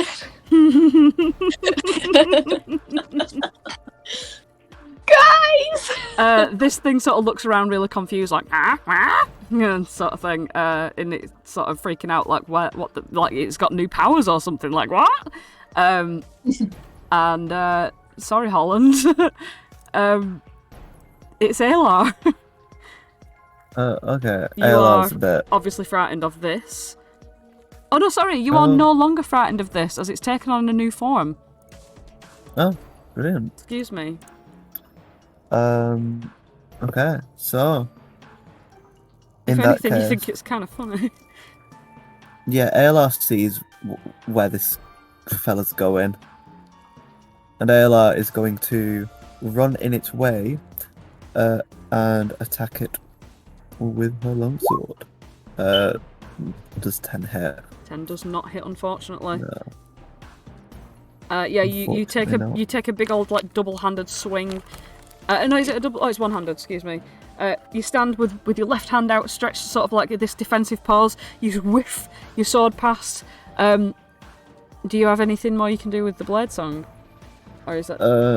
So no, because most of the blade song is like passive effects. Ah, I see. But you know, I can't do anything. I am my turn. Okay. Flopsy, you see Jingle Jangle sort of like pops a head up over the bed, and you can see that this Harengon sort of got another key off the ground. This is a bit more of an opulent, decorated one, and you can see her eyes sort of like just well up with tears, and her ears go flat against the back of her head, and she goes, "No, no, not that one." And he's like going, yeah, and he walks a step closer to her, just to make sure she really sees this one, like really sees the tension in its metal sort of rod. Oswald, you see this floppy flesh tube thing wobbling towards you. I'm not happy about that. No. You're frightened of it, so you would move away from it at every available opportunity. Well, you can't approach it, let's just say that. Have I room to move backwards? You can move backwards, and when you move backwards, you look out into the day world, and you see Holland at the very base of the ladders. Hey, Oswald. I need to leave now. Hello? I think I already did. I'm not sure what's going on. Yeah, you can hightail it down the ladders if you want to, Oswald. Oswald shall do that. Alright. You can just do that by movement, unless you want to dash and double your movement and get the hell out of there.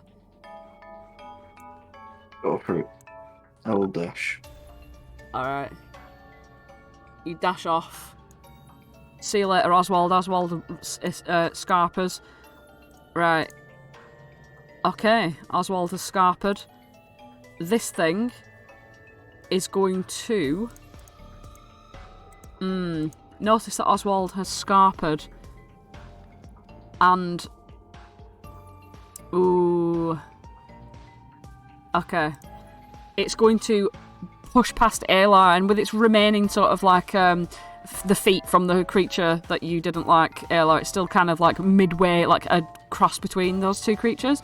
Its sort of foot like sort of presses against your face as it passes. You get an attack of opportunity. I shall attack with opportunity. And miss. Wow, nat 1. Wowzers. Oh. It can still only move, what's the word? From the frost thing. It can still only move half, so it gets to... It does get to about here, but Oswald, you've ran all the way out, haven't you, down the... You're with Holland, aren't you, now?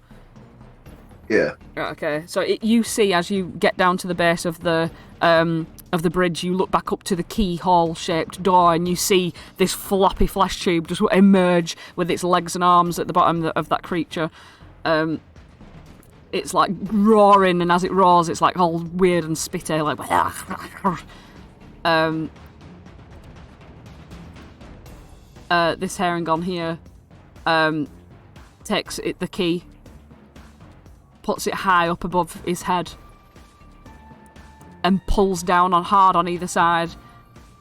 At this point, she throws the donut sort of like at its head, and it gets like distracted, but it sort of like turns its head back around to look at her with this evil glare, pulls down, and you see the metal sort of tension, and you see this like sort of white line form at the centre of the key's sort of middle.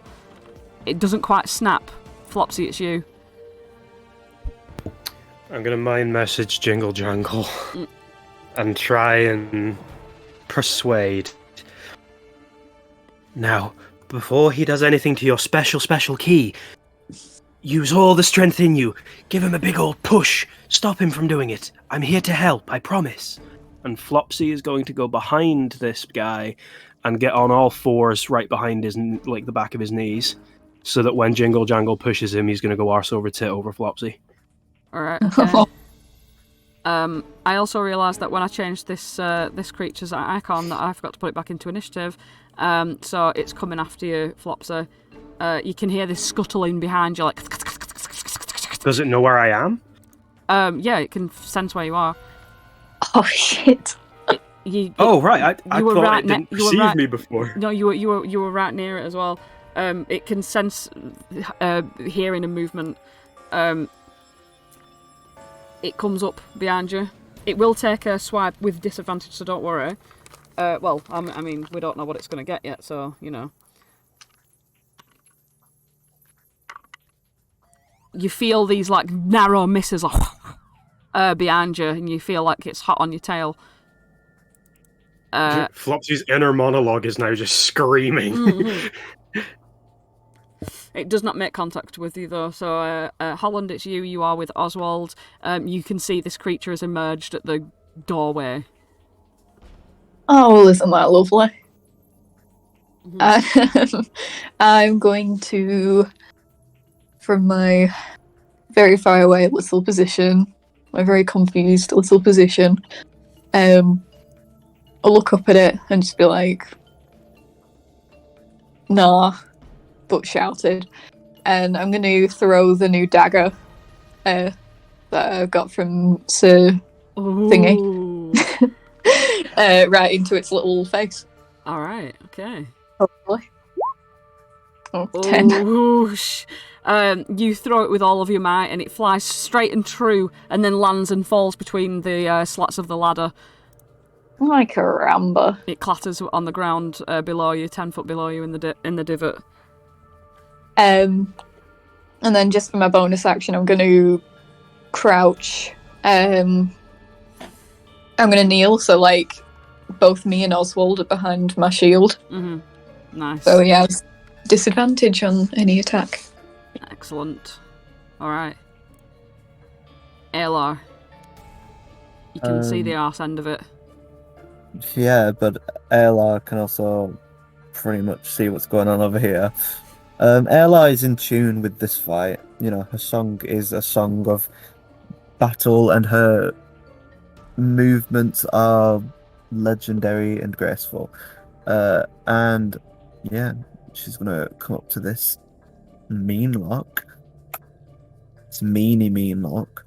And of course, slash the bastard. And with a 10, probably miss. Aelar comes gracefully bounding, swinging the longsword, and with a graceful woof, narrowly just shaves a couple of hairs off its back. And at that, we will take a short 15-minute break. So, that's where we've left off. We will be back in 15 minutes.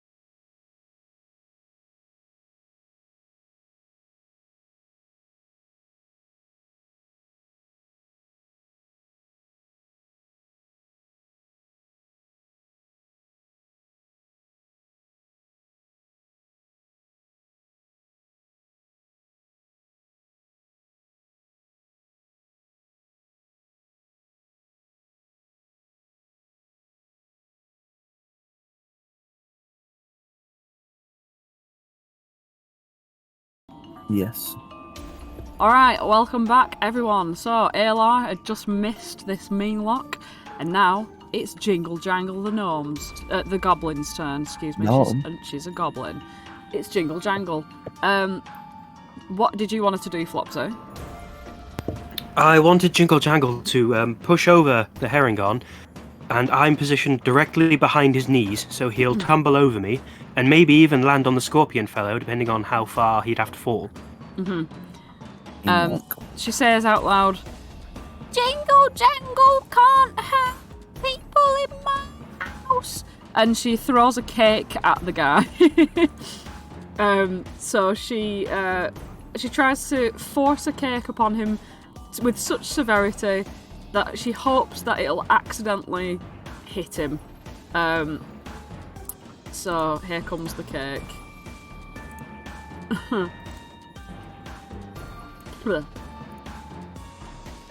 She throws the cake and she gets a nat 20.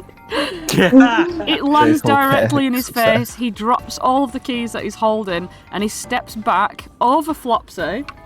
And you know what? I'm not going to make him roll a dex save for that because it's a nat 20. So he falls flat on his arse, prone, lands prone, behind Flopsy, covering Flopsy from the mean lock. What's the word? Conveniently. He is prone. Wait, that was, I was using that for frightened, weren't I? No, that was for stealth. He's prone, he's got a snail on him. Alright. That's, Jingle Jangle is going to then, climb up onto the bed, and, she's just going to look wild-eyed at you, Flopsy. No, she's not, because you're invisible. She's going to get up onto the bed, and she's going to sort of start scooping up all the pieces of keys and trying to fit them back together to no avail. So she jumps over the bed and crouches on the ground to do that, squatting. Alright, Oswald, it's you. You are on the bridge behind Holland's shield. You are protected by the shield, and you can see this creature in the doorway. It's like gearing up, like moving its legs like a bull, like as if it's going to run down and get you any minute.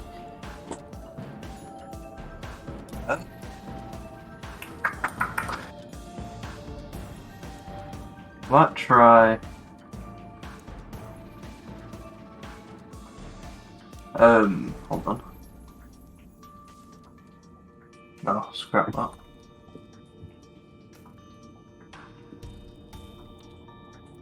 Oops. Oops. Right, I'm just gonna do Burning Hands. Alright. Because I'm running out of options. Hold on. Alright, so it's got to make a dex save. Whoa, bloody Nora. A few came out then, but it's going to be 12 damage if it fails, half as much if it succeeds. So, let's have a look-see here. And that's a fail. So it's going to take 12 damage from that as you step forward onto the rickety bridge in order to be able to cast this, because it's a 15-foot cone. So you walk out onto the bridge, your little feet sort of wobbling a little bit, but they keep still because of the sticky honey. But you're not trying to cross the full thing, you're just trying to get close enough. And you throw out your burning hands and singe as it... Fortunately. As it sort of burns up, it sort of starts to like mildly sear the fleshy tunnel, like a cooked pork neck, and it's starting to like smoke, but it's not dead, and it comes barreling down towards you with pure anger. It leans back and throws its fleshy tube up into the air, and it's like, and it starts barreling down, running on all fours. Oh my god! As soon as it hits the bridge starts to like sway side to side, absolute shitloads, and it like grabs on to hold on to the side of it, and it can't make it. It's literally. I'm just gonna put you guys on the map really quickly just to show you how this sort of looks. You are. I'm just gonna put you over there really quickly, just sort of just give you an idea. You are like this on this tunnel. And obviously Flopsy and Aelar are still in there with the red guy in the mean lock. Alright. So that's how it looks. Meanwhile, it's the red Harengon's turn. He is prone on the ground. He's going to try and get up. And that's a nat 1. He's going to flounder around on the floor for a bit and turn around to look at you, Aelar. He sort of looks like he's trying to grab at you past this mean lock but can't get past it. He remains floundering on the ground. Flopsy, it's you. Has Jingle Jangle picked up all the bits of keys? She's literally scooping them up like pointlessly to a point where it's like, oh, I don't want to make the reference. I'll just say JFK and that's all you need to know. Oh. Yeah. Okay. It's that desperate. It's that level of desperation. It means this much to her. If they're all strewn in one area, can Flopsy Well, they are, Jenna. scoop of his paws, kind of gather up the bits? Oh no! And Sure. I'm gonna message Jingle Jangle. No, I'm not, because that's an action. I'm just gonna say it out loud, which defeats the point of me being stealthy. Oh, Come along, Jingle Jangle. We need to leave now. We can fix them outside. It's a J.K. Rowling. Fucking hell. Come on, J.K. I was trying to Rowling. work out why J.K. Rowling was gathering up keys. Yeah. Sorry. Flopsy is going to try and grab hold of Jingle Jangle's hand and come around this way. And if talking and scooping the keys up isn't considered an action, I will dash while holding Jingle Jangle's hand to double my movement around here. I know I probably evoke an attack of opportunity from Red, but he's prone, so it should hopefully be at disadvantage. You're going to provoke an attack of opportunity from the mean lock as well? No, because I'll go Oh, you're going up and around. purposefully Right, further okay. up and around, Yep. so I don't provoke an attack of opportunity from him. Right, okay. You are dragging her by her leg, by the way, as both of her hands are like literally like scraping along the ground as she's trying to like piece the two pieces back together. But we have there was still like an intact key, wasn't there? So we've got the intact ones. He's going to hit you. Oh shit. Even at disadvantage. Yes, even at disadvantage. He's Okay. going to hit you. Let's move Jingle Jangle back, because Jingle Jangle ain't moving any further. Right, okay. He's going to hit you for... It hits you and deals at least 1 damage. His attack is... 7,000 D6s. That was literally my home stretch. I knew I would push it one too far. That's 9 slashing damage. Make a con save, but you're down anyway, so it doesn't make a difference. Yeah, I'm down. Yep. Right. Flopsy goes unconscious. Flopsy's unconscious. And your invisibility wears off. Oh my god. As Flopsy's heart stops, so does mine. Jesus Christ. Ay caramba. Right, so you like sort of launch her like in front of you with your last movements. I'd say like she lands about there, so that your last movement at least has some help. The mean lock turns on Aelar, slashes out with its claw. That's a 16 to hit. What's your AC? 15. And that's going to get you. It hits for...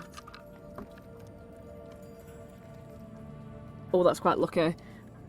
That's 6 slashing damage. Make a Constitution save. 6 is lucky. Well, yeah, it could have been worse. Well, I mean that's max on a D6. So, sorry, what did you say? Make a Constitution check. Yeah. Yeah. I also A believe I have Constitution save, advantage. sorry. Sorry. Oh, Yeah. right. Oh, You are stunned. You cannot move. As its claw sort of like slashes into you, the open wound, sort of like the air surrounding like this toxic air hits the open wound, and you feel it just jolt all the way through your body, sort of stiffening you. You are incapacitated. You can't move. You can only speak falteringly, and you're going to automatically fail strength and dex saves, and attack rolls against you have advantage. Oh, Andrew. Holland. oh my god. You are outside on the at the base of the ladders there. You can see this thing coming down. Do you know what? Can you just leave me in peace? I am going to. I don't know if this will cause me any damage, but I'm going to do it anyway. I'm going to. Not on the bridge. I'm diving straight down onto where I presume my dagger fell around here. Yes, it did. It fell directly under the bridge, under there. I'm just leaping off. I'm not wasting movement going around. I'm just going straight off to minimise my movement loss. You are going to take, as you fall 10 feet. Oops, sorry, excuse me. You are going to take 4 bludgeoning damage as your ankle sort of buckle from the little jump. Yep. Ouchie! I've suffered the most here. Pick up my dagger. And I'm gonna... Is that an action to pick it up? No. I would say that that's a bonus action. Lovely stuff. But if you had your mace equipped, yeah, I think. Oh, I see. You know what I mean? There's the pick up and replace. It would. I'm sorry to do this to you, but it is the rule. How about this? The last thing Holland attacked with was the dagger, though, wasn't it? It was, yeah. Oh Yeah, yeah, it was. So your mace wouldn't be equipped, maybe? Your mace wouldn't be equipped, yeah, because on the run out you probably put the mace away. By the way, I believe it is actually a free action to either put something away or draw something. I have looked this up. Don't worry. Like it is actually shit. Like it's a shit rule, but it's real. Would it change anything? I'm not trying to equip it. I'm just picking it up. Like, what if I picked it up between my toes? Yeah. I'm gonna say that you sheathed the mace on the run away because you didn't do anything with it, did you, on the run out? So you had the dagger the last turn. So I do believe that you would have put the mace away the previous turn to that. So when you jumped down off the side, you didn't have anything on you at the time. Your mace is away. You jump down, you grab the dagger as a free action, and then you can use the action. Okay. Yeah. And I have my bonus action. Yeah, you do, because you didn't bunny hop to get down. Yep. Lovely stuff. I am going to bunny hop back up then. Nice. Which was my plan, and then I got very worried. So I was going to be stuck down there. No, it's actually, you've got it. I am bunny hopping up. If I can get high enough, I'd like to bunny hop up, and then as I'm falling back down to land on the platform, like, bring the dagger, like, try and slash him as gravity pulls me down. I don't know. Okay, how high can you bunny hop? 15 feet. Alright, so you get 5 feet above, like, the actual... so you crouch down on your springy legs and you just launch up into the air 15 feet, and the sort of ladder is swaying beneath you. I will say DC 10 dex check, just to land on the bridge as it's swaying with this heavy creature on it. No bother. No bother. Well, it's a save, but you would have rolled a natural 16 anyway, so you land on the bridge, you're in front of it. You've got one action. I'm just gonna stab it. Stab it with that dagger. Oh no! As you sort of like lunge forward with the dagger, like your foot sort of like wobbles on the thing, and you just sort of pull your arm back to steady yourself. Oh fuck! Right, okay. Oh. Do I get natural movement as well as my bunny hop? Yeah, I do, don't I? Yeah, because you fell. Your bunny hop's a bonus action, so you actually have full movement remaining, because the fall would have been nothing. I'm just gonna hope that my... Oh no, it's... What? Is it 10 feet? No, it's not, because a fall is a fall. You took the damage for it, so yeah, you've got full movement left. Lovely. I'm gonna run back into the cave. Past it? Sorry, Oswald. Oh, I thought I was behind it. Right, I see. Oh, sorry. Because you landed on the bridge, it's kind of like standing on that part there, so you... Oh, you know I thought I was jumping there. I get you. Yeah, that's a much higher jump. You wouldn't have made that. Yeah, I'm gonna try and run through its legs or something. I'm gonna run and bend down small and just try and run through. Fuck the attack of opportunity. I don't care. I gotta get to my boy. Not that he knows that. I'm sorry to say that you won't be able to make it past it because it's taken up all the room on the actual ladder itself. You could try to jump diagonally from where you are, because from where you are now, it's a 15 feet sort of jump. It'll take 30 feet, your full movement, to jump from where you are to the side of the platform. If you make an athletics check, you could try and jump and scramble onto the side of this cliff. But if you fail, you're falling all the way down here. And that's a lot taller, isn't it? It is. That's about that's altogether that there is about a 25 to 30 foot drop. Okay. I'm just gonna stay and be defense for Oswald then. Alright, okay. Rest. Right, so you've got the dagger in hand and your shield in your other hand, is that right? Yeah. Alright, okay, brilliant. Right. Back in the den.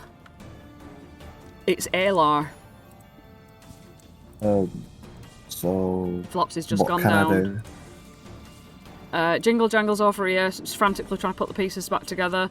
Flopsy's down. The mean lock's literally like just trying to swipe at you as we speak. And this guy's clambering on the ground. Yeah. Am I not under some sort of condition? Oh shit, you're sorry, excuse me, you are stunned. Yeah. Let's see how long that lasts for. The stun. Yeah, make a save. Make a con save.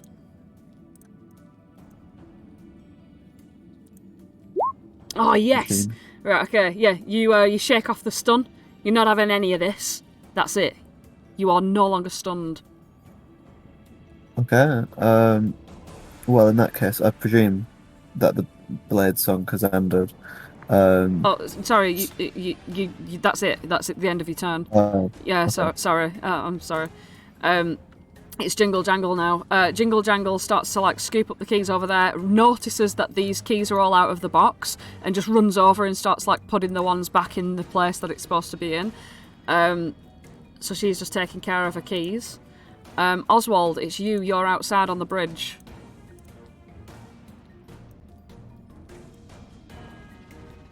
You see that Holland's in front of you holding his shield out and a dagger, and you can see this thing.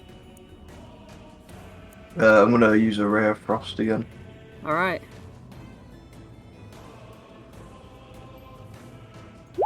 Oh, that's a hit. That's a hit. Oh. You freeze it up.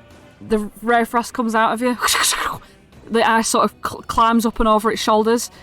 It's taking it like a champ. I'm gonna also move back a bit.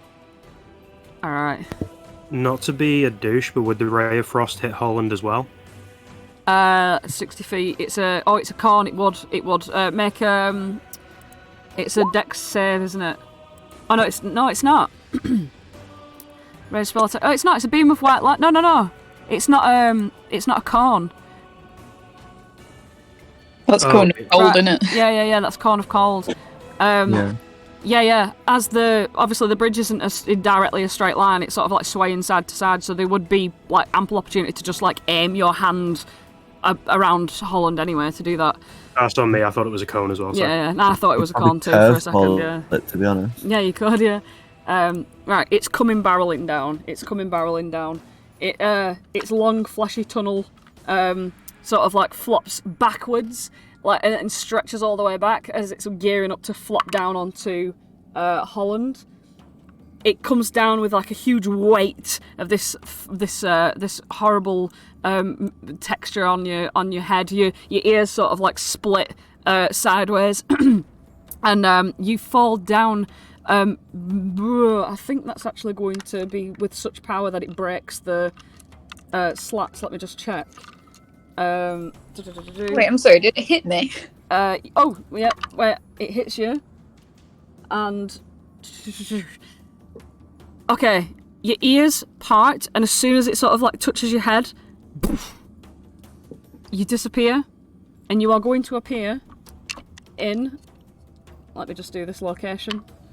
Oh, in the cave. Yes, in the fucking cave. Yes. I am not even gonna. Oh my god, I'm so. That's why I wanted happy. the ray of frost to hit them. Right, you disappeared there, and you are going to reappear in this thing. So it's the 13, and you are going to reappear about there in the cave. Miraculous. Amazing. Pleasure doing business with you. Alright. This, and by the way, this creature is coming barreling down towards you, Oswald. It comes right up to you. And it can... Oh, shit. Sorry. As it comes up to you, it starts to like walk down the thing, realising that it's really, really wobbly, and it sort of stops, shakes its head, and it just bumps into a shadow and teleports, following Holland. So Oswald, you're outside on your own. It follows Holland, and it's back where it was. So yeah, it's back where it was, sort of behind you, Holland. It can't hit you though, because that was its bonus action, and it did its action trying to hit you. Well, hitting you. Alright, it's Red's turn. Red's going to try and get up from its prone position. That's, wow, Jesus Christ. It tries to get up and it's like holding on to the back of the Meanlock's back, and the Meanlock's like already like swaveling its arms everywhere. So it just, as it tries to stand up, one of the claws from the Meanlock sort of comes around and like sort of bops it on the head a little. Flopsy, make a death saving throw. No. In terms of rulings on inspiration points, you need to declare you're using it before the roll, don't you? You can't say that you're using it after the roll.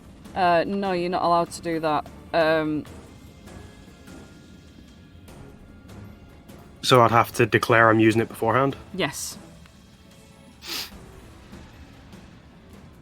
Well, I'm not going to do it on the first one. I'm going to save it until I am near death. Yes. That's a point to life for Flopsy. Point of life. Here we go. Alright. The Meanlock.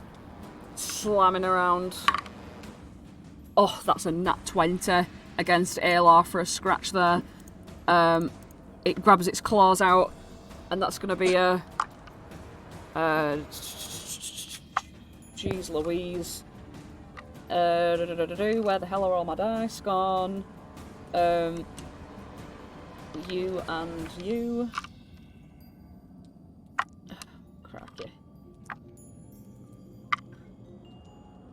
Oh god. Oh my god, that's bad. That's 20 damage. That's 20 slashing damage. I've just been min-maxed. I'm dead. Holy shit. Are you fucking kidding? You are kidding. Not being min-maxed. I was on 5. My hit points maximum is 14. Obviously, I need a 19 or Oh lower. my god. Well, I need 18 or lower to survive. You've been min-maxed. You know what that means? I'm dead. No. Well, I'm rolling Wait. a thing. Oh my god. Oh Oh my fucking god. No way. What the... No. Wait, What the what? fuck is happening? Right. Oh my god. Right, okay. Flopsy's the one in danger. Come on. As if that's min-maxed. This can't happen. Yeah. Oh my god, oh my god. Right, okay. Let me just get my brain in gear. Hang on. Right, okay. Where's my... features. Right, okay. Right, okay. Okay, right, this is bad. This is extremely bad. Roll a d8.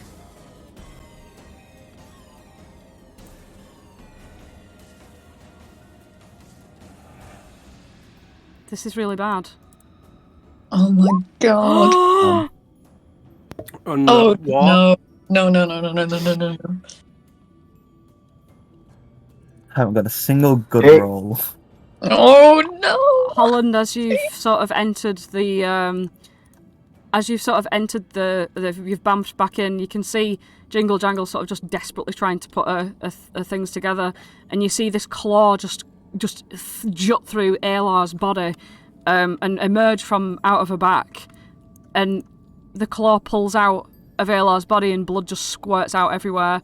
Aelar drops to her knees, and as soon as her knees hit the ground, you see her knees and feet begin to turn to stone, and the stone material rises up her chest, up over her shoulders, down along her arms, up her neck, covering her face, until her eyeballs wide open, freeze over in stone.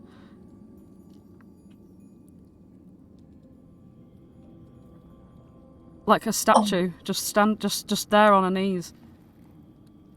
No.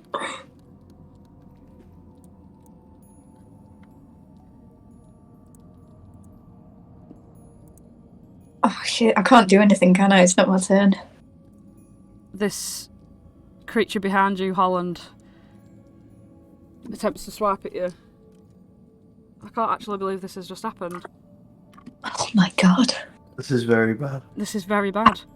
Is there anything we can do? It misses. Oh, as it should, fucking hell. Oswald, you're outside. I won't even know. Oh no.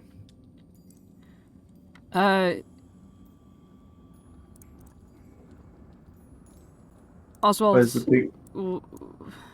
you can have your turn. Where is the big guy gone? He's gone. He literally bumped back in there after Holland. There's no reason for me to be out here on my own. I suppose I'll dash in because I'll be running after it. Actually I'll be slowly creeping up on it, so I'll use my turn just to get to here. That's all I'm gonna do. You can make it further to the entrance there if you want. Right, okay. So I can see in. Yeah, you can see in. You see the huge creature swiping at Holland, but Holland sort of just standing and staring.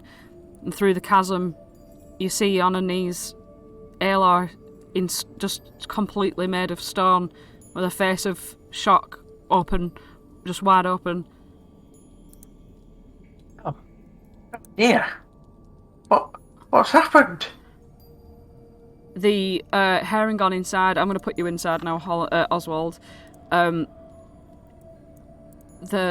literally in shock right now. What the fuck? The Harengon inside stands up on his feet,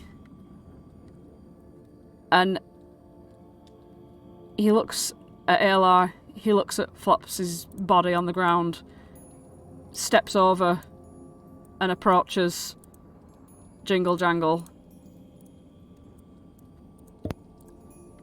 She's just like crouched over all of these keys, sort of like scooping them all together. She's trying to like put them in order, like Holland, you can see her that she's like placing them gently, and she doesn't notice this Harengon approach her from the behind, and you can see his snout is twitching. This guy's untouched.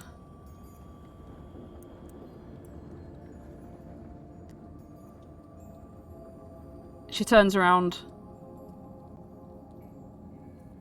and her eyes open in horror as he begins to morph into a gigantic door. A big iron door.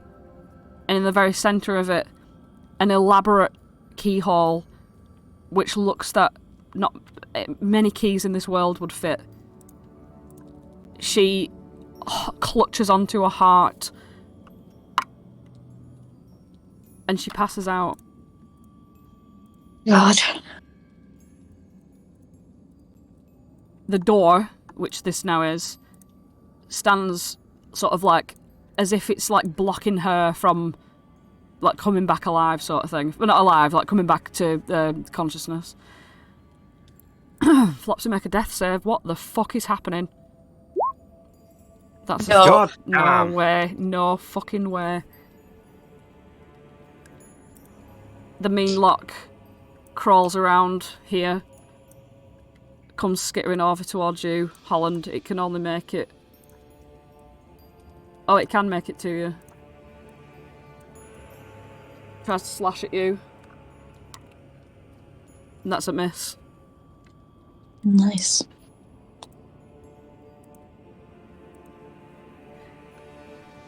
The big creature sees Oswald approaching. Turns around to swipe at him. That's a nat 1. Fucking hell. This is literally like... Yes. I am literally so scared right now. Right. Oswald. It's your turn. Oh, you're no longer invisible, by the way. You've been, like... It's well worn off by now. Yeah. Yeah. Sorry, did I be after Flopsy? I didn't have my... Oh, sorry, yeah, because you're newly on the map. I'm so sorry. I keep... It's 'cause Alright, I'm don't worry. fucking about after this, that and the other.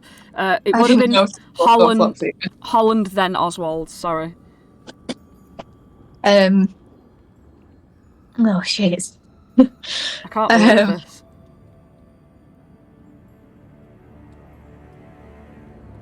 Okay. Okay.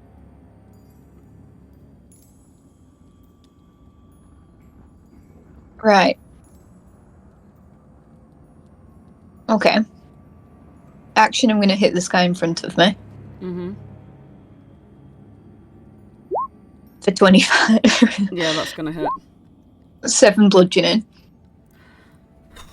And can I try and, maybe if I, in lieu of the damage, just try and punt him, like, move him away from me so I can run past?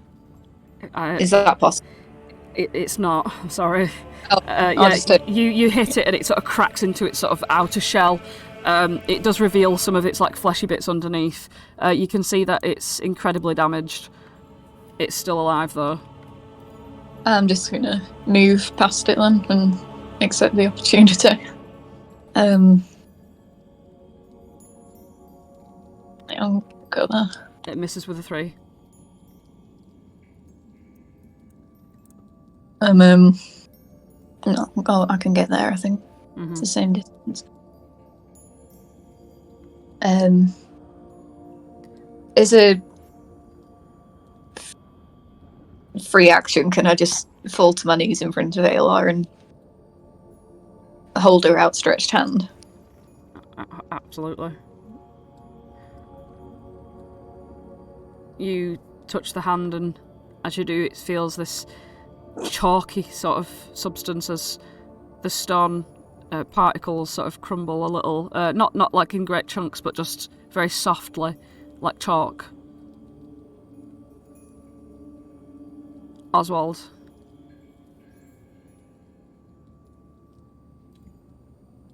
I'm just gonna dart past the. Can I just like dart past this? Yeah, you'll provoke an attack Beast. of opportunity from it. What if I dash? If you disengage as a bonus action and just run normally, then you can. But then you've got this guy to Yes. contend with as well. Someone please remember that disengage is an action. Yeah. Dear God. I'd say that technically it's like there, and this mean lock is there. If I'm putting it Wait, on the I've grid. got My heart's beating. I can't even believe this. What the hell? what's it called? I've got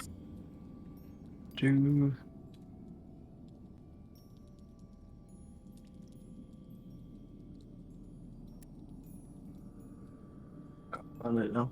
It's here somewhere. I haven't just imagined this. Halfling nimbleness. You Can can I not, move like, through get- the space. Yeah. So you can squeeze through it easily. Yeah, Yeah. so I can get past it and just. Yeah. So you can get this close. If you want to pass this, though, you'll have to provoke an attack of opportunity against it because you can only disengage on one creature. So Okay. that's the thing that can attack you. So you're going to stay beside it? Yeah, I'll fight it. Alright, because you've used your action to disengage on this guy, you don't have an action to hit it, so you're just placing yourself next to it between these two things. Oswald fears nothing at this point. Oh my god, Declan, don't! He's angry. Oh, Declan, no! This thing You remains... don't want to lose the full cast. This thing remains a door. This thing remains a door. Flopsy, fuck my life. I can't risk a nat 1 now, so I'm announcing that I'm using my inspiration point for advantage on this roll, Okay. which I needed. I'm gonna roll it again. Oh my god. This is too much. I'm all out of inspiration, folks. Next one is single roll. Oh, goodness. Oh god. Holland.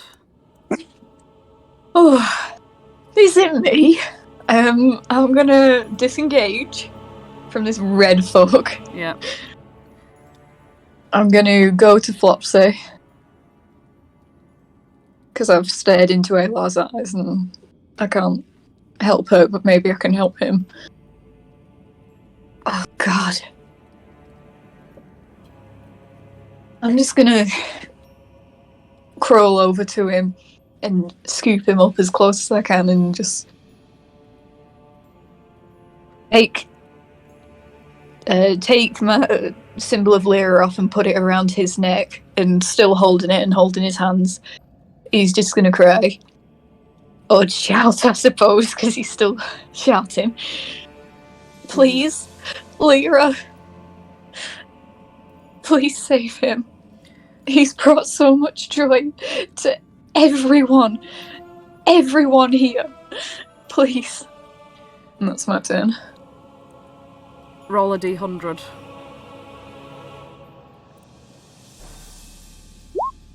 It's been. Your heart swells with joy, but no movement. He just hugs him. That's all he can do. Well, your heart swells with love, not joy, I suppose. The same sort of similar feeling. The Meanlock takes a swipe at Oswald. Oh, thank fuck. That's a miss. Whoa! Nice. This guy, the fleshy guy, takes a swipe at Oswald. He comes up towards you. He's flanking you. He's got advantage. First roll's a 2. The second's a 7. Yes! Oh! God. Oswald, it's you. Fuck my life. Well, what can I do to assist? Let me think. I'm gonna have to fight this dude. Or am I? Can I just disengage and go and just carry on with the life? You'll provoke an attack of opportunity from one of them. Which one are you going to disengage from? Well, it'll have to be the big guy. Okay. So you're going to provoke an attack of opportunity from this little guy. Yeah. Oh my god. Oh. That's an 11. Does that hit you? It doesn't hit you, does it? It does. If it meets, it beats. Fuck's sake, it's hit you. Oh my god, oh my god, oh my god, oh my god, oh my god. Right, okay, here we go. That's 5 slashing damage. Okay. Take that.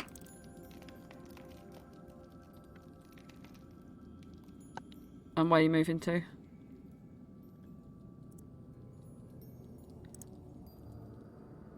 Alright, this thing's out of action, by the way. It's holding her. In other words, it's paralysing her with all of its moves, so that's what that's doing. I'm just going to keep it out of the way because it's a door. It's literally a door with a lock on it.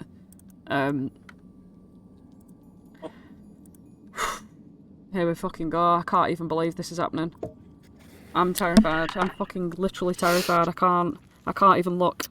I can't look There we Andrew. go. I can't look Andrew. Oh my god, I can't look. Oh my god. He's gonna press the button. Sorry, I shouldn't be reacting. Fuck off! Fuck off! What? It's Russian roulette, ladies and gentlemen. 2 deaths, 2 lives. It all comes down to the next roll. Oh. Oh. Oh, this is too much. Holland. Uh, Do you still have Okay. a lay on hands? if I did, I'd be using it. I Oh, used yeah, it in sorry. Lord Combat. Sorry, oh no, yeah. Oh my god. Right, I'm gonna. Do you have any pluses to medicine checks? Is that allowed in this game? I thought I got away with it on Dora. Like, it wasn't technically allowed. Oh, I thought that was a mechanic. Yeah, medicine checks are to aid towards a death save.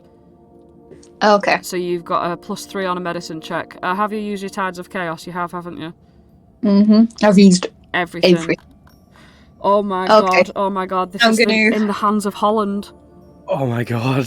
It's not even in my hands. It's got a if this- +3. It's got a +3. It's better than you doing it. Yeah, I'm medicine checking this bitch. I'm just gonna. Oh my god. Come on, Holland. Come on, Holland. Come on. I don't even know what I'm gonna do to do this. Just fucking hold him close and listen for a heartbeat, I guess. 15! Yes! Holy yes, shit! Yes! You hold him close, you listen, and you hear this heavy thud, and another. And you look up, and you see Flopsy's furry little eyes closed, and they just peep slowly open. He's breathing very shallow. Oh, Flopsy, I love you. And as a tear God. comes down to hit the fur of... You've already done the medicine check now, Holland. As a tear flops down onto Flopsy's garishly coloured shirt, and Holland brings his face up. A furry paw outstretches. Boop. On Holland's nose. Oh. A very frail Flopsy looks up at you. Oh. Holy Listen. shit. You can't. You're not allowed to die. I won't let you. Not while you're wearing that, or you'll curse it. So you can. No. I didn't have any plans on doing that today. I'm gonna use my. Can I copy off of what I saw Flopsy do earlier and try and hop him away to avoid? Yes. I'll. No, because the guy's distracted, isn't he? The red guy's not paying attention. Yeah, red to guy us. is a door now. He's a door. Right. He's holding I Jingle will- Jangle stunned. I'm going to save it for these guys then, and I'm going to run us as far as I can get us, which I think was like here. Let me get my ruler. That's 15 feet. Yeah. Yep. And then Flopsy right next to me so I can shield him. Right. You might want to put him like there. Yeah. But you can fit him in this alcove, just saying. I'm protecting him either way, but yeah. Yeah, okay, right, okay. Oh my fucking god. The mean luck comes scuttling over to you, Holland. Oh my god. Bastard. Disadvantage for. No, I'll save it. Does a 13 hit? No, does it fuck? It misses. This guy comes racing over to you.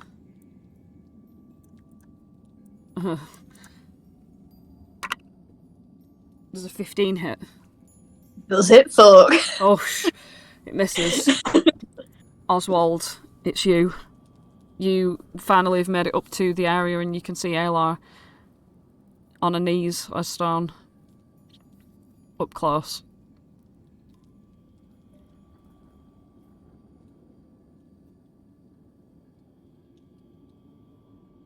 This is bloody awful. Can somebody do anything? When I'm you... out of bed. Pull back. Alright.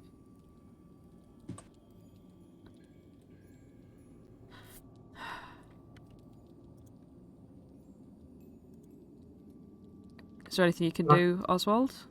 I could cast Lesser Restoration. I suppose. Maybe slightly late.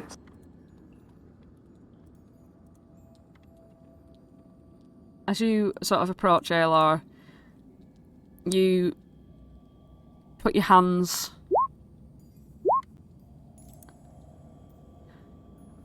You put your hands on the stone body of Aelar, and as soon as your hands touch the stone, you're about to let your sorceress power sort of emerge out of yourself. But as soon as you touch her, you realise that this isn't going to work. That usually when you make connection with a body to heal it with lesser restoration, usually that body feels differently, and this doesn't feel like a body at all. So I'm going to allow you to not actually cast that. I don't think it'd work anyway. Yeah, but the flavour is there. Oswald tries and touches Aelar, but to no avail. Oswald just bows his head. I'll let you keep your action because you didn't actually cast anything. This Meanlock's still alive, and so's the big thing.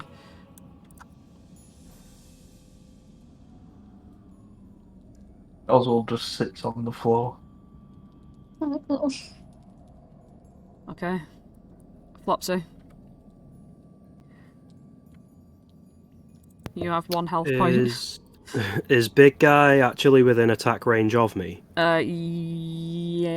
Because the squares are a little bit off. No, yeah, he is. So I'm not sure. He is because you're in that sort of, that's the length of the touch. Yeah. Right.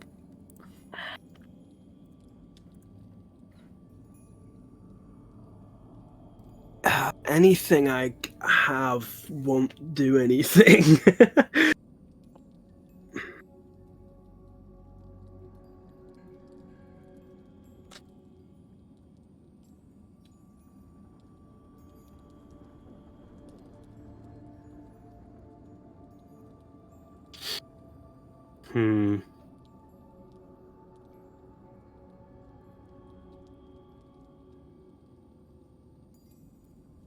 No, because I'd have to disengage from him first, so I'm not going to have an action. I'm going to disengage from big guy. 5, 10, 15, 20, 25, 30. If I move away from Holland, I'm basically exposed, though. Mm-hmm. So I might rethink what I was about to do, which is move away from Holland.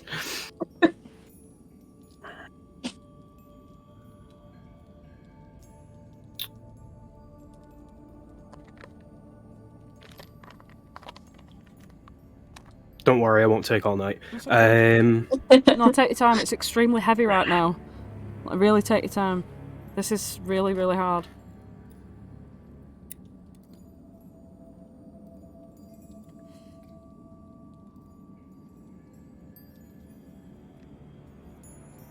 Right. This is so stupid because it's not going to do anything. But maybe if I make it a dazzling performance or something, it might work. Over here in this corner, Flopsy's going to point at it and yell, "By gum, what the heck is that?" And using prestidigitation, as if there's, like firecrackers going off in a metal pan, like just the most frantic, frenetic banging noises are going to start from over here behind this guy. And I'm going to try and distract him away from, just give like a momentary lapse of his concentration to maybe allow Holland to get something out of it. He rolls a nat 1 on his wisdom save.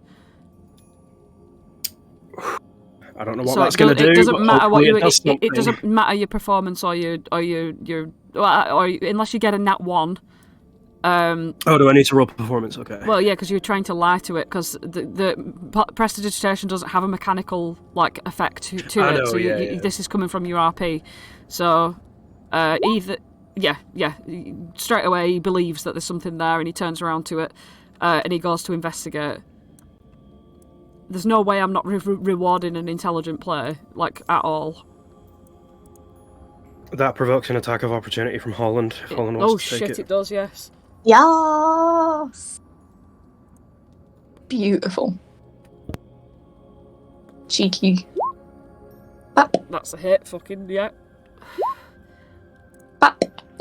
That God. is exactly what you fucking needed. Oh, Yes! How do you want to do this? Oh, shit. Okay. Fuck. It turns its head away, and as Holland brings it, and because its neck's already at that funny angle, the blunt force just tears it clean off. Oof. And it just falls to the ground. Falls to the ground with a flop. Oh. With a flop. And now it's you, Holland. Fresh with rage. I'm going to tell you how much health it's got, so that it's legit. It's got 7 health points left. Oh my god. Okay. Let's just roll. Yeah! Fucking, how do you want to do this? It's going to hit. It's going to get it. You've got enough on your base roll anyway. Fuck. How do I want to use... so he swung for that thing, and then in the same motion, as he's leaning right, he's just gonna, instead of using the mace, if I may, he's gonna use his other arm that's facing the little creature and just splat it into the earth with his shield. Splat. It just completely obliterates into the ground in front of you. Its legs and arms curl underneath your shield, and as you lift your shield up, it's got bits of cracked shell on it and sinewy guts.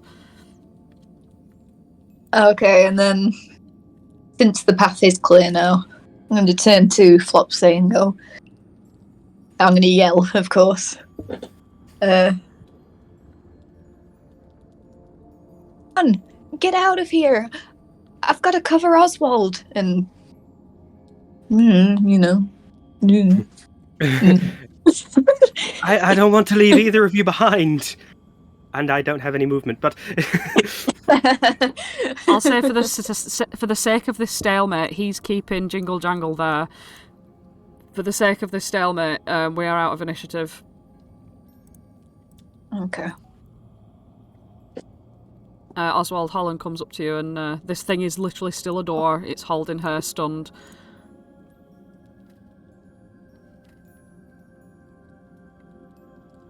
Can you help her?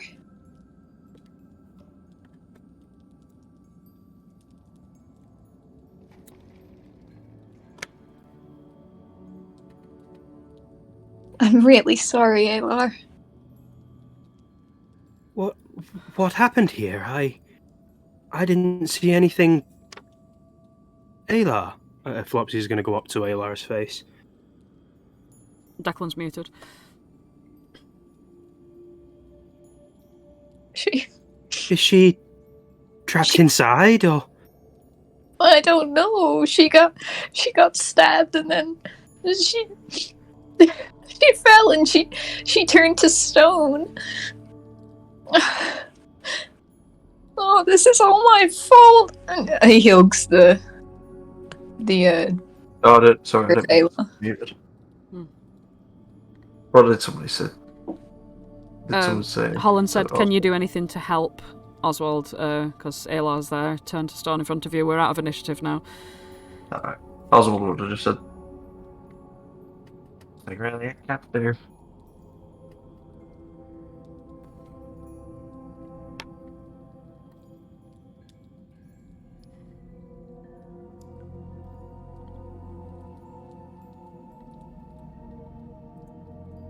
Flopsy, may I have my symbol back? Oh, yes. Sorry, I don't even remember taking it from you. Hands it back to you. That's because I put it on you, silly. And then he's gonna put it on Aelar. Hold it tight.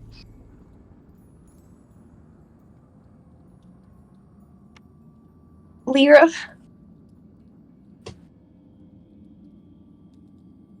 Listen, if you don't want to help me ever again, that's okay. If you just help Aelar. She didn't deserve this. Holland? Yes? Flopsy's going to approach and put his hand on Holland's shoulder. No, I don't pretend to know much about all of the gods and religions and stuff, but Lyra really likes joy, doesn't she? Yeah. I know it's impossible to find that right now, but if you ask with a smile, maybe she'll respond. Just try to remember the best times with Aelar. When we were flying around in the carnival, she started doing flips with the dragonflies. When Flopsy starts kind of sniffling. And we first got here, we were so high up and we had to trust her to get us down. We nearly had to push Oswald off, didn't we? And she got us down safely. She was so good at hide and seek.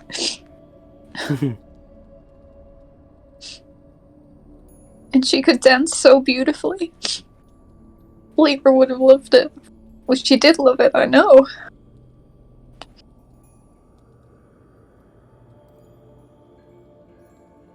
I'm sure Lyra would love it if it could continue in some way. Flopsy puts his hand on the Lyra symbol and holds it closer to Holland. Anyway, I'll let you ask what you were asking. Holland's like clutching it so tightly. If he had knuckles and skin, they'd be white. And he's more just like mutter shouting, if that's a thing, to himself. Just please, please, please, just again and again.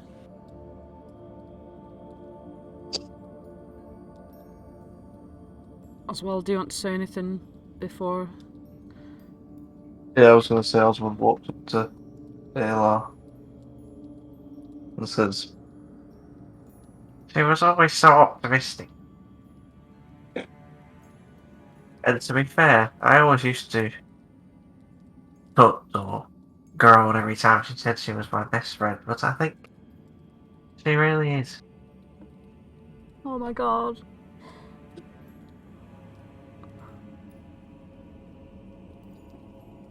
and Oswald walks away with his head down. Holland, roll a religion check with advantage, and I'm going to say the DC so that we know there's no bullshit going on here. The DC is 20. Oh god. Okay. No.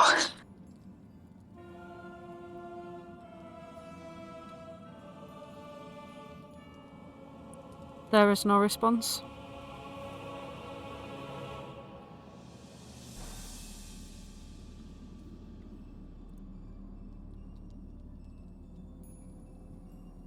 Oh, why isn't she helping?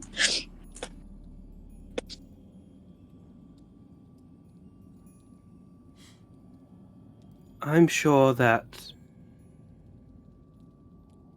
if Aelar could say anything now, she'd probably say that it was fate that stopped Lyra from doing anything. That doesn't make it any easier. But I'm sure she'd be just as confident with that assumption.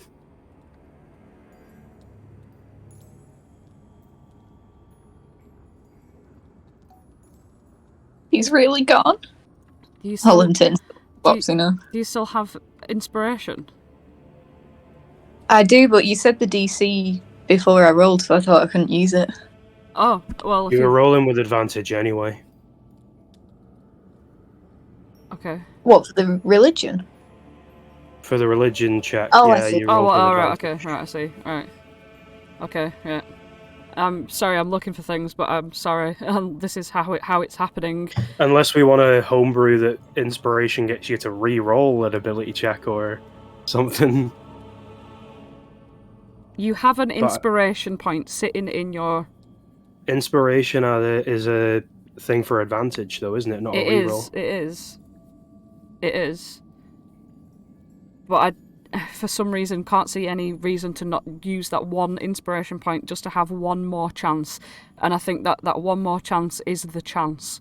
Like, that's it. Okay. That's the chance. And it'll be with advantage because of the help you're getting from everyone around you.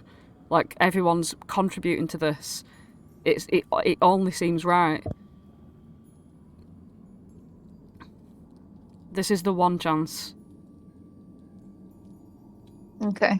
Holland turns back to Aelar and closed his eyes, folded the symbol over in both hands. And just prays the hardest he's ever prayed in his entire life. No. It's not meant to be. As you hold her there, she remains cold as stone.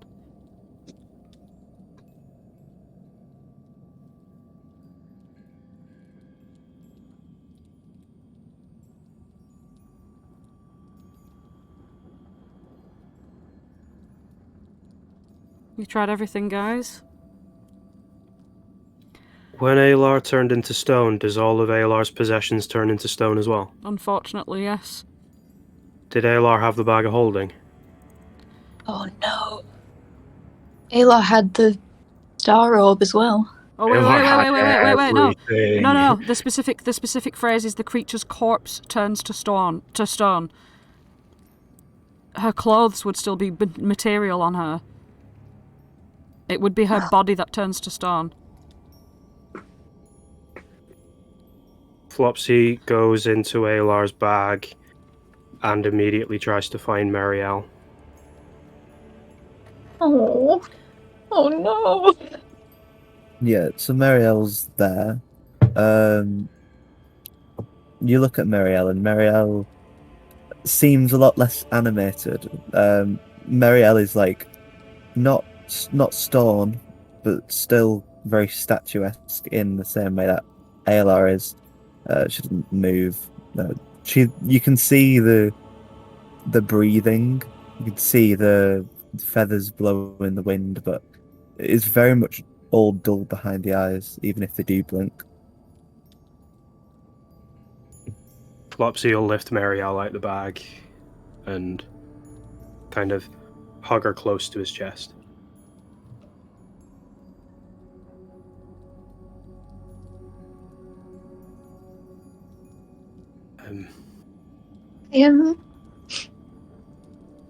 I don't really know what else do when people die. Should we give her a funeral? Well,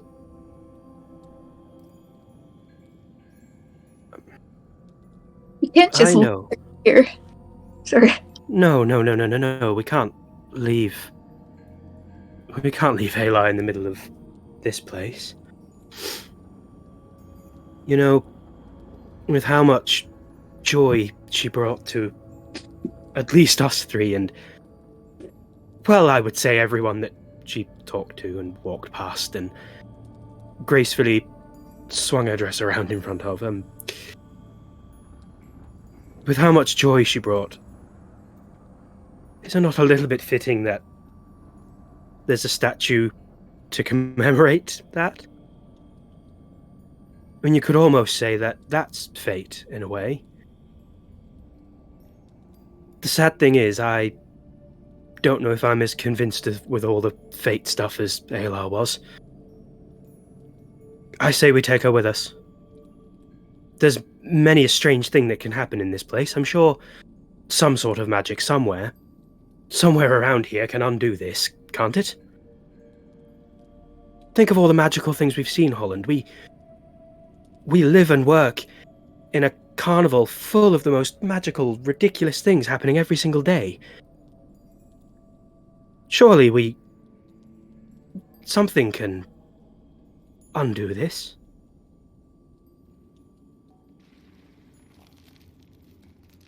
Flopsy holds open the bag of holding, as if postulating to put the statue in the bag of holding.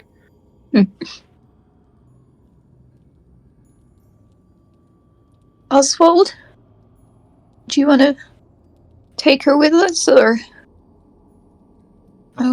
bury her? I don't know. What are the chances of there being a cure? I mean, is there a way to unfreeze her? Well, my understanding of magics is very rudimentary in some ways, but all manner of magnificent things can happen.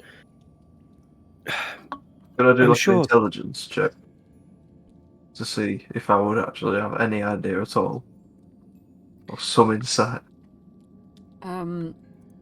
You can.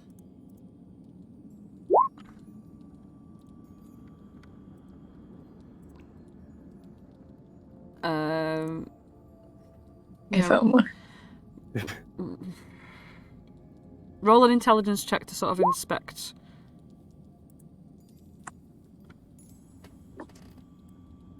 Roll a what, did you say? An intelligence check, just to inspect the... Yeah, you go over and you have a good look over Aelar. You see that she's not petrified. She is literally being turned to the material of stone. There's nothing that you can do. I mean, unless you had a wish spell. Unless you had something as powerful as a wish spell, which is like, what, level 9?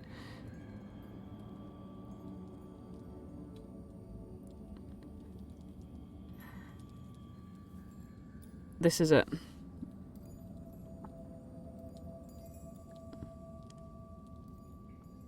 Oh dear.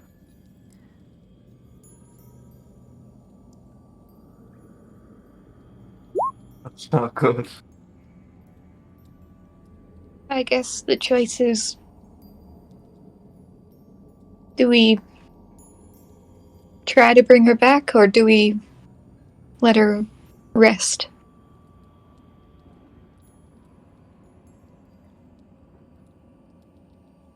What would she have wanted? Sorry, I had something in my throat there. And what would she have wanted?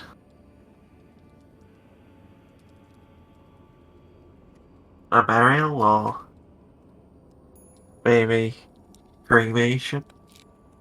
Maybe we cut. Maybe we cut her up and take a piece of her with us on our journeys, and then keep her forever. Is that what they do in Gnomeling culture? Do they cut up their corpses? I didn't know that. It's a good way to remember. It's just like keeping ashes. Oh, you learn something new every day.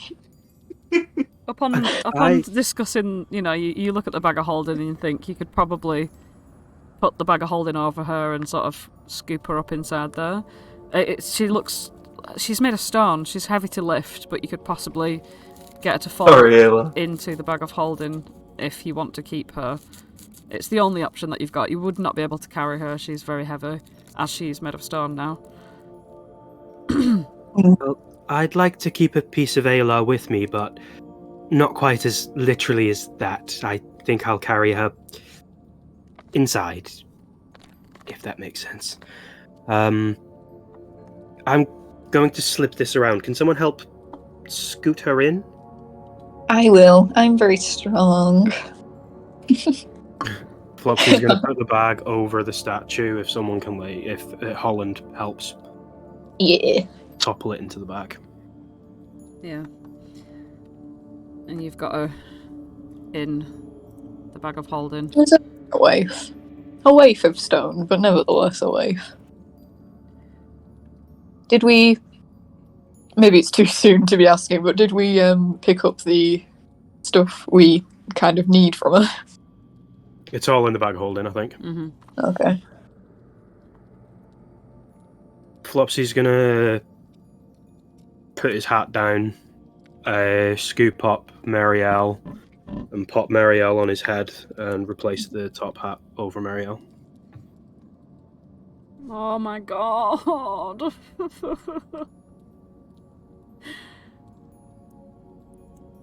You all sort of awkwardly look around and see this door still standing there, and she still paralysed by it and clutching her heart in this strange standoff that's going on here.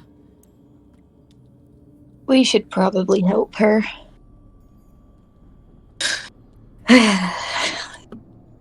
It is why we came in here to begin with, isn't it? It would seem strange to leave now. Well, what do you do to a door? Flopsy goes and knocks on the door. Aww. Oh. Like Aelar did. Oh. Not 4 times for Aelar. You hear this sort of hollow clanging sound, hollow by the gaping mouth of this lock that's in the centre of it, and the lock looks incredibly elaborate when you peep inside of it. The mechanisms are just incredibly complicated.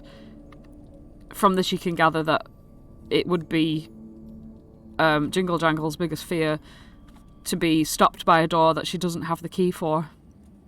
Aww. Jingle jangle.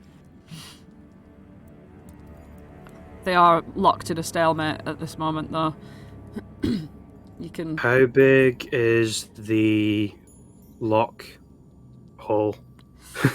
The lock itself is about 3 inches tall and about 1 inch wide. The lock. That's what it's called, isn't it? Mm-hmm. 3 inches tall and about 1 inch wide. It's quite a tall one, sort of mimicking the entrance, the shape. This is going to be so dumb, but by inspecting the inside of the lock... Now, go with me here. Using prestidigitation, I can manifest a non-magical trinket in my hand, or the size of something that can fit in my hand. If I look inside the lock and investigate it well enough, could I make a non-magical key for this door? You can certainly try, and that's going to have to take an intelligence check. Let me just see. Would it be investigation or just straight intelligence? It's going to be a straight intelligence, because you're not investigating. You're trying to create something that would perfectly fit this. I will set the DC out loud as well, just because it's fair. I'd say the DC for this is very difficult. It would be a 20 again. Okay, it has to be natural because I've got no pluses to intelligence. No. Fuck your mother. No. You manifest this key in your hand, and you can just tell by looking at it, it's too small, it would be too loose in there. It wouldn't work.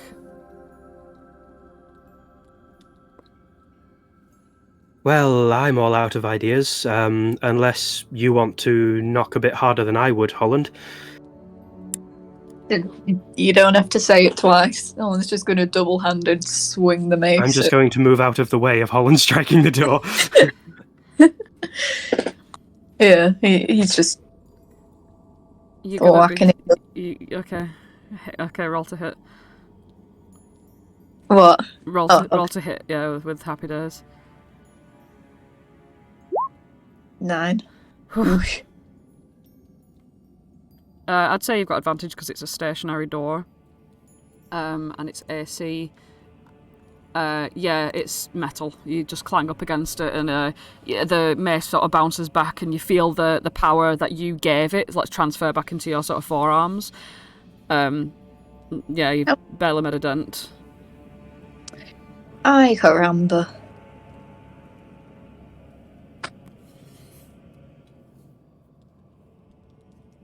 Maybe instead of trying to attack this, we should be trying to heal her.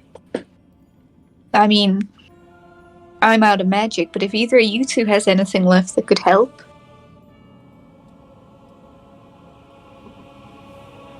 I am, so to speak, sapped dry right now. I can't lie. Flopsy just looks like death. Oh, bless. Oswald?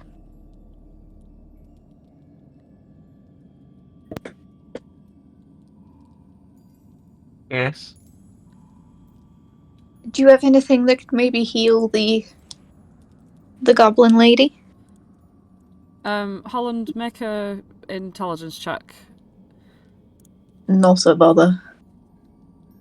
He's smarter than me, I'll tell you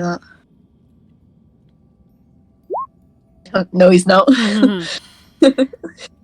Yeah, you continue this line of thinking. I'm wise and not intelligent. No. Yeah, this makes sense. Could you heal her or something?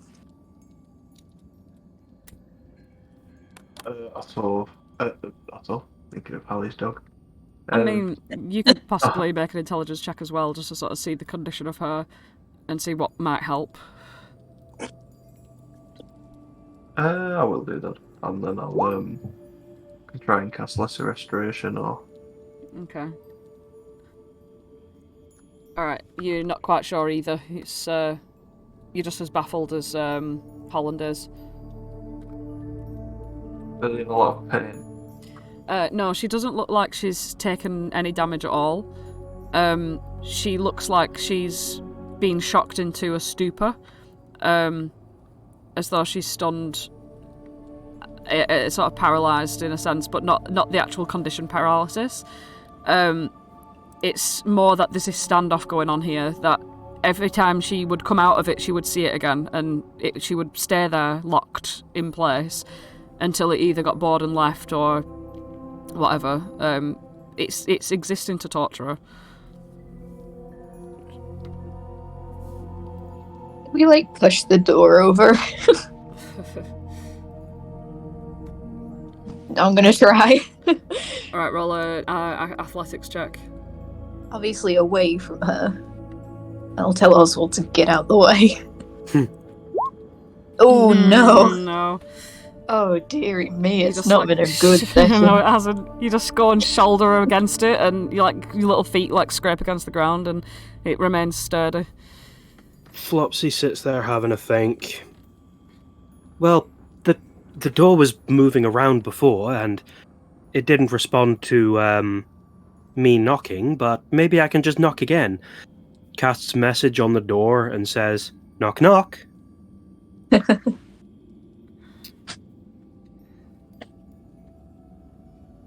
Does anything happen back? What's your biggest fear, Flopsy? That could be possibly manifested. Not being alone, because that's, Yeah, cockroaches, because they get your food stand shut down. They do get your food stand shut down. The door, almost like a parallelogram, leans to one side in a very German expressionism sort of way, It almost looks over its shoulder at you, and as soon as it does, it just splits into tiny little pieces, like they all form into little cockroaches. A swarm of cockroaches that go crawling around all over the floor and come towards you, Flopsy. Flopsy lets out a little yelp and dashes out of the cave. Yeah, you are frightened. You're frightened of these cockroaches. Everyone else, you're not frightened because that's not your fear. And the cockroaches sort of like scuttle and chase you, Flopsy. She sort of like, her eyes just sort of like, they've been wide open this whole time, and they just glaze back into reality with a flicker. And she looks around, she looks at Holland and Oswald, and she looks down at her keys. She takes 2 pieces of broken keys and slowly brings them together, fits them together, and that's the end of the session. Oh my goodness gracious. Holy mackerel. Oh, well, I hope that you I hope you had a fun time watching that stream, everyone. So everyone, remember to like, comment, and subscribe. More happy times are on the way. I'm dead for 5 minutes, and you fucking steal my thing. Thanks, Andrew. Wow. Someone's got to become the brand ambassador now. Well, looks like some new character art's gonna have to be created. Holy cracky. Well, make sure you get a subscription to my OnlyFans. I'll be posting the naked images of Aelar in memory. In memory. More now. Death charge. Right. All right. Goodbye, everyone. Bye. All right.